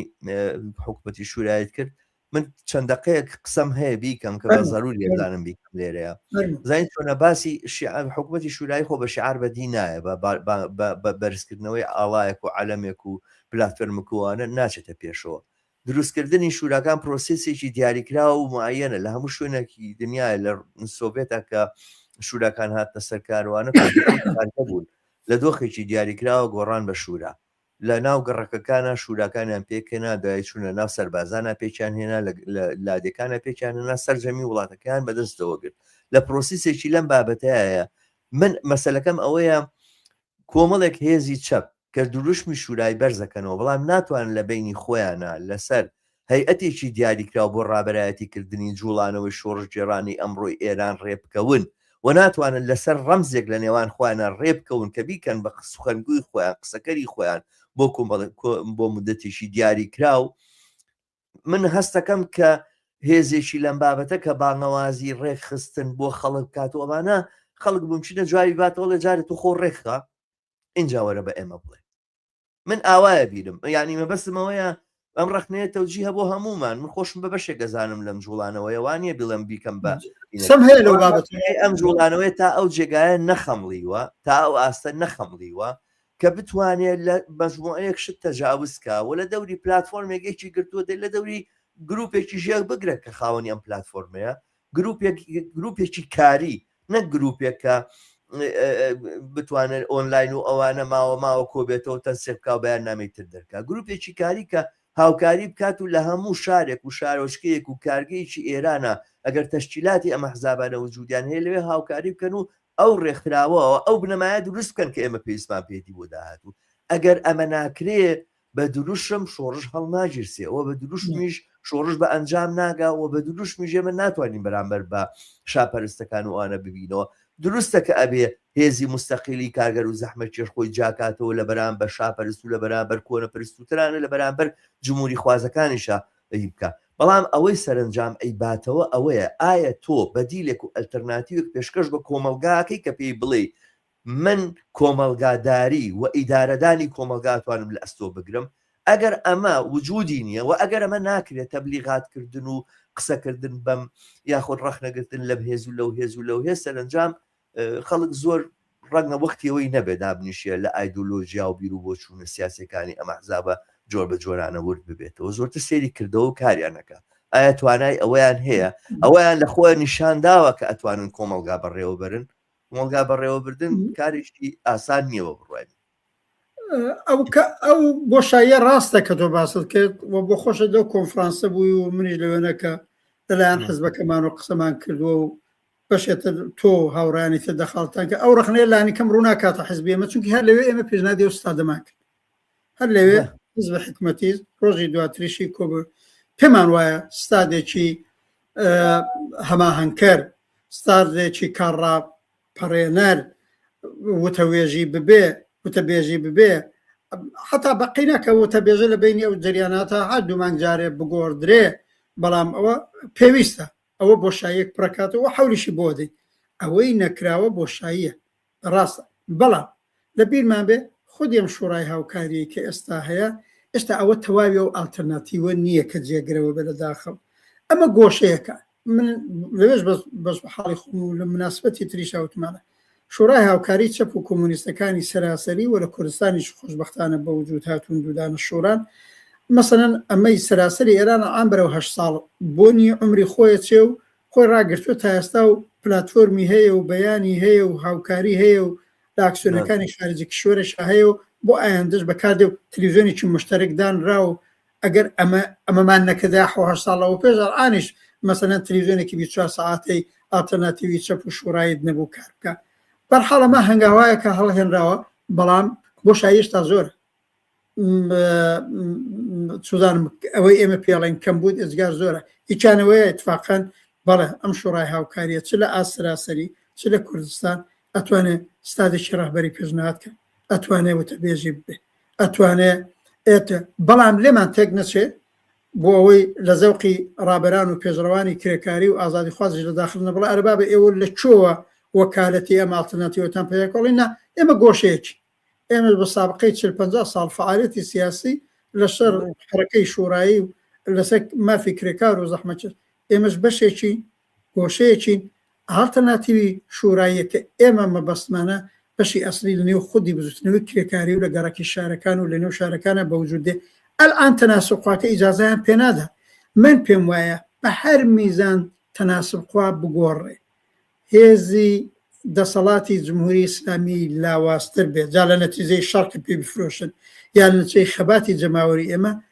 خۆشبەختانە لە نێو بزوتنەوەی کرێکاری ئێران و لە نێو بزوتنەوەی ئازادی خوازانی ئێران تەجروبە بۆ دروستکردنی شورا و ڕێکخراوی جەماوەری هەیە هەم لە ساڵی 57ەوە بە ئێرس براوە هەم لە هەموم ساڵانەدا زۆر جار دروستکراوە میتوانێت بێ ئەساسی بڕبڕی پشتی ئەو ئالتەرناتیوی شوراییە لە نێو بزوتنەوەی کرێکاری و لە نێو بزوتنەوەی جەماوەری و لە نێو گەڕەکی شارەکان و ئەوانە بە وجود دێ ئەم بەشەکە ئێمە هێزی چەپ و شورای نەبێت زۆر زوو دەستمان لەگەڵ هێزیان تێکەڵکەین ئەبێت زۆر زوو هەواهەنگ بین زۆر زوو هێزمان یەک بخەین و بەنظرم لە ئایندەی تەحولاتی ئێرانە ئالتەرناتیوی شورایی ئالتەرناتیوێکی واقعیە و لە هەمووش عملیترە سادەترە و اتفاقان تەنیا ئالتەرناتیوی چینی کرێکار و شورایی ئێرانە ئەتوانێت هاوپشتی و هاوسەرنوشتی هەموو بەشی جۆرا و جۆری خەڵکی ئێران یەک بخە دەناگە بیدەیە دەستی ئالتەرناتیوی ناسیۆنالیزمی ڕەزا پەهلەوی ئەوە لەسەر تەمامەتی ئەوەرزی تەمامەتی ئەرزی هەر لەستاوە هەڕەشاکە لە بەشێکی زۆر لە خەڵکی کورد زمان ئازەری زمان عرب زمان خۆزستانی بەنێوەوەی ئێوە تەزیێت تەڵەبنەوە ئەو ناتوانێت ئەو یەکگشت جینۆسایدی کەماتەکان بەدی یەکەمی بەرنامەکەیانە من وازانم بەوە دەست پێەکەن هەر ئێستاڵانەوە من و تۆ پێنجشەمبەیە مساحباکەین ڕۆژی شەمبە تەزاوراتێکیان بانگەواز داوە لە شاری مونیخ شەرتیان داناوە بۆوانی شرکت دەکەن ئەڵێ هەر کەس کە دێ بەغیرز پەرچەمی شیر و خورشید حەقی نییە هیچ پەرچەمێکی دیکە بێنێ چونکی بلیان پرسراوتیان ئەرێکرێ پەرچەمی نازانم کوردستان بێنین پەرچەمی مجاهد بێنین پەرچەمی سوور بێنین نازانم بۆ چەپە ئەحمەقانە کێن ویستویانە پەرچەمی سوور برن بوێنە بە هەر لێرەوە ئەوڕوتی نانانانە ئیجازەی هەوە نییە فقط پەرچەمی شیرش خورشید و بەیعەتدا گەڵ ئاغای ڕەزا پەهلەویە دەر لە چه مەزورمەیە بڵێم جا ئەمەلیشە ئالتەرناتیوی کاریگەری و شۆڕایی تەنیا ئالتەرناتیوەکە کە بەری خوێنڕێژی بەری هەرج و مەرج بەری سناریۆی ڕەش بەری ڕژیم چنج ئەتوانێت بگرێت بەڕاستی ئاخری قسەکانمانە دەورەی ئەوەیە بە دەرز وەرگرتن لە شۆڕشەکەی ساڵی 57 بە دەرز وەرگرتن لە خەباتی 46 ساڵەمان دقیقاً بەرەی کرێکاری و چەپ و سۆسیالیست بە ئالتەرناتیوی شۆڕایی خۆی ئامادە بێتە مەیدان چاو لە ئەمڕۆی تەزاوراتەکانی ئوروپا نەکەین و ڕاستڕەوەکان و بە کۆمەکی دەوڵەتانە و هەزاران نەفەر کۆکەنەوە هێزی ئەزلی ئالتەرناتیوی شۆڕاوی لە نێو کۆمەلگای ئێرانە لە نێو بزوتنەوەی کرێکاریە لە نێو بزوتنەوەی جەوە هێزمان لەوەیە وشیار بین ئاگاه بین نتوانین خۆمان یەک خەین و متمان بێ ئاڵۆگۆڕەکانی ئایندەی ئێران زەمینەی زۆرە بۆ ئەوەی ئالتەرناتیوێکی واقعاً ئازادی خوازانە و بەرابەری خوازانە دەست باڵا پێداکە زۆر باشە دەست خۆش هاوڕە ڕەحمان وەختمان درەنگ کرد بەڕاستی زۆر سپاسی و بینەرە ئازیزاناکەین کە تا ئێستا تەحمولیان کرد لەگەڵمانە بن داواتان لێکین جاریشی تر کۆمەکمان بکەن لە بڵاوکردنەوەی لینکی ئەم بەرنامانە ئەگەر تا ئێستش لایکتان نەکردووە یاخود سەبسکرایبتان نەکردووە کەناڵی هیوا لەسەر یوتیوب سەبسکرایب بکەن بە دۆست و ئاشنانی خۆتانی بناسیێنن دووبارە دەست خۆش هاوڕە ڕەحمان بە پڕای من دیالۆگێکی باش بوو بە پێز بوو من خۆم ڕازی بوو مێدوارم تۆش ڕازی بی بینەران ڕازی بن لە هەموو ئاساسا میژەمیزەوە بڵێ مەساسن بینەران ڕازی بن هەژیرنینا و عماد و تافگە و هەموو عەزیزانەی هاتوون هیوادارم وەڵامیان وەرگرتوێتەوە زۆر باشە زۆر سوپاس دەستخۆش بەڵێ ئازیزان و خۆشەویستان تا بەرنامەیەکی تر و دیدارێکی تر لەگەڵ ئێوەی ئازیزا هەمووتان بە شادی و کامەرانی سپێرن لە هەر شوێنێکن شەوتان یا ڕۆژتان خۆش هەر بژی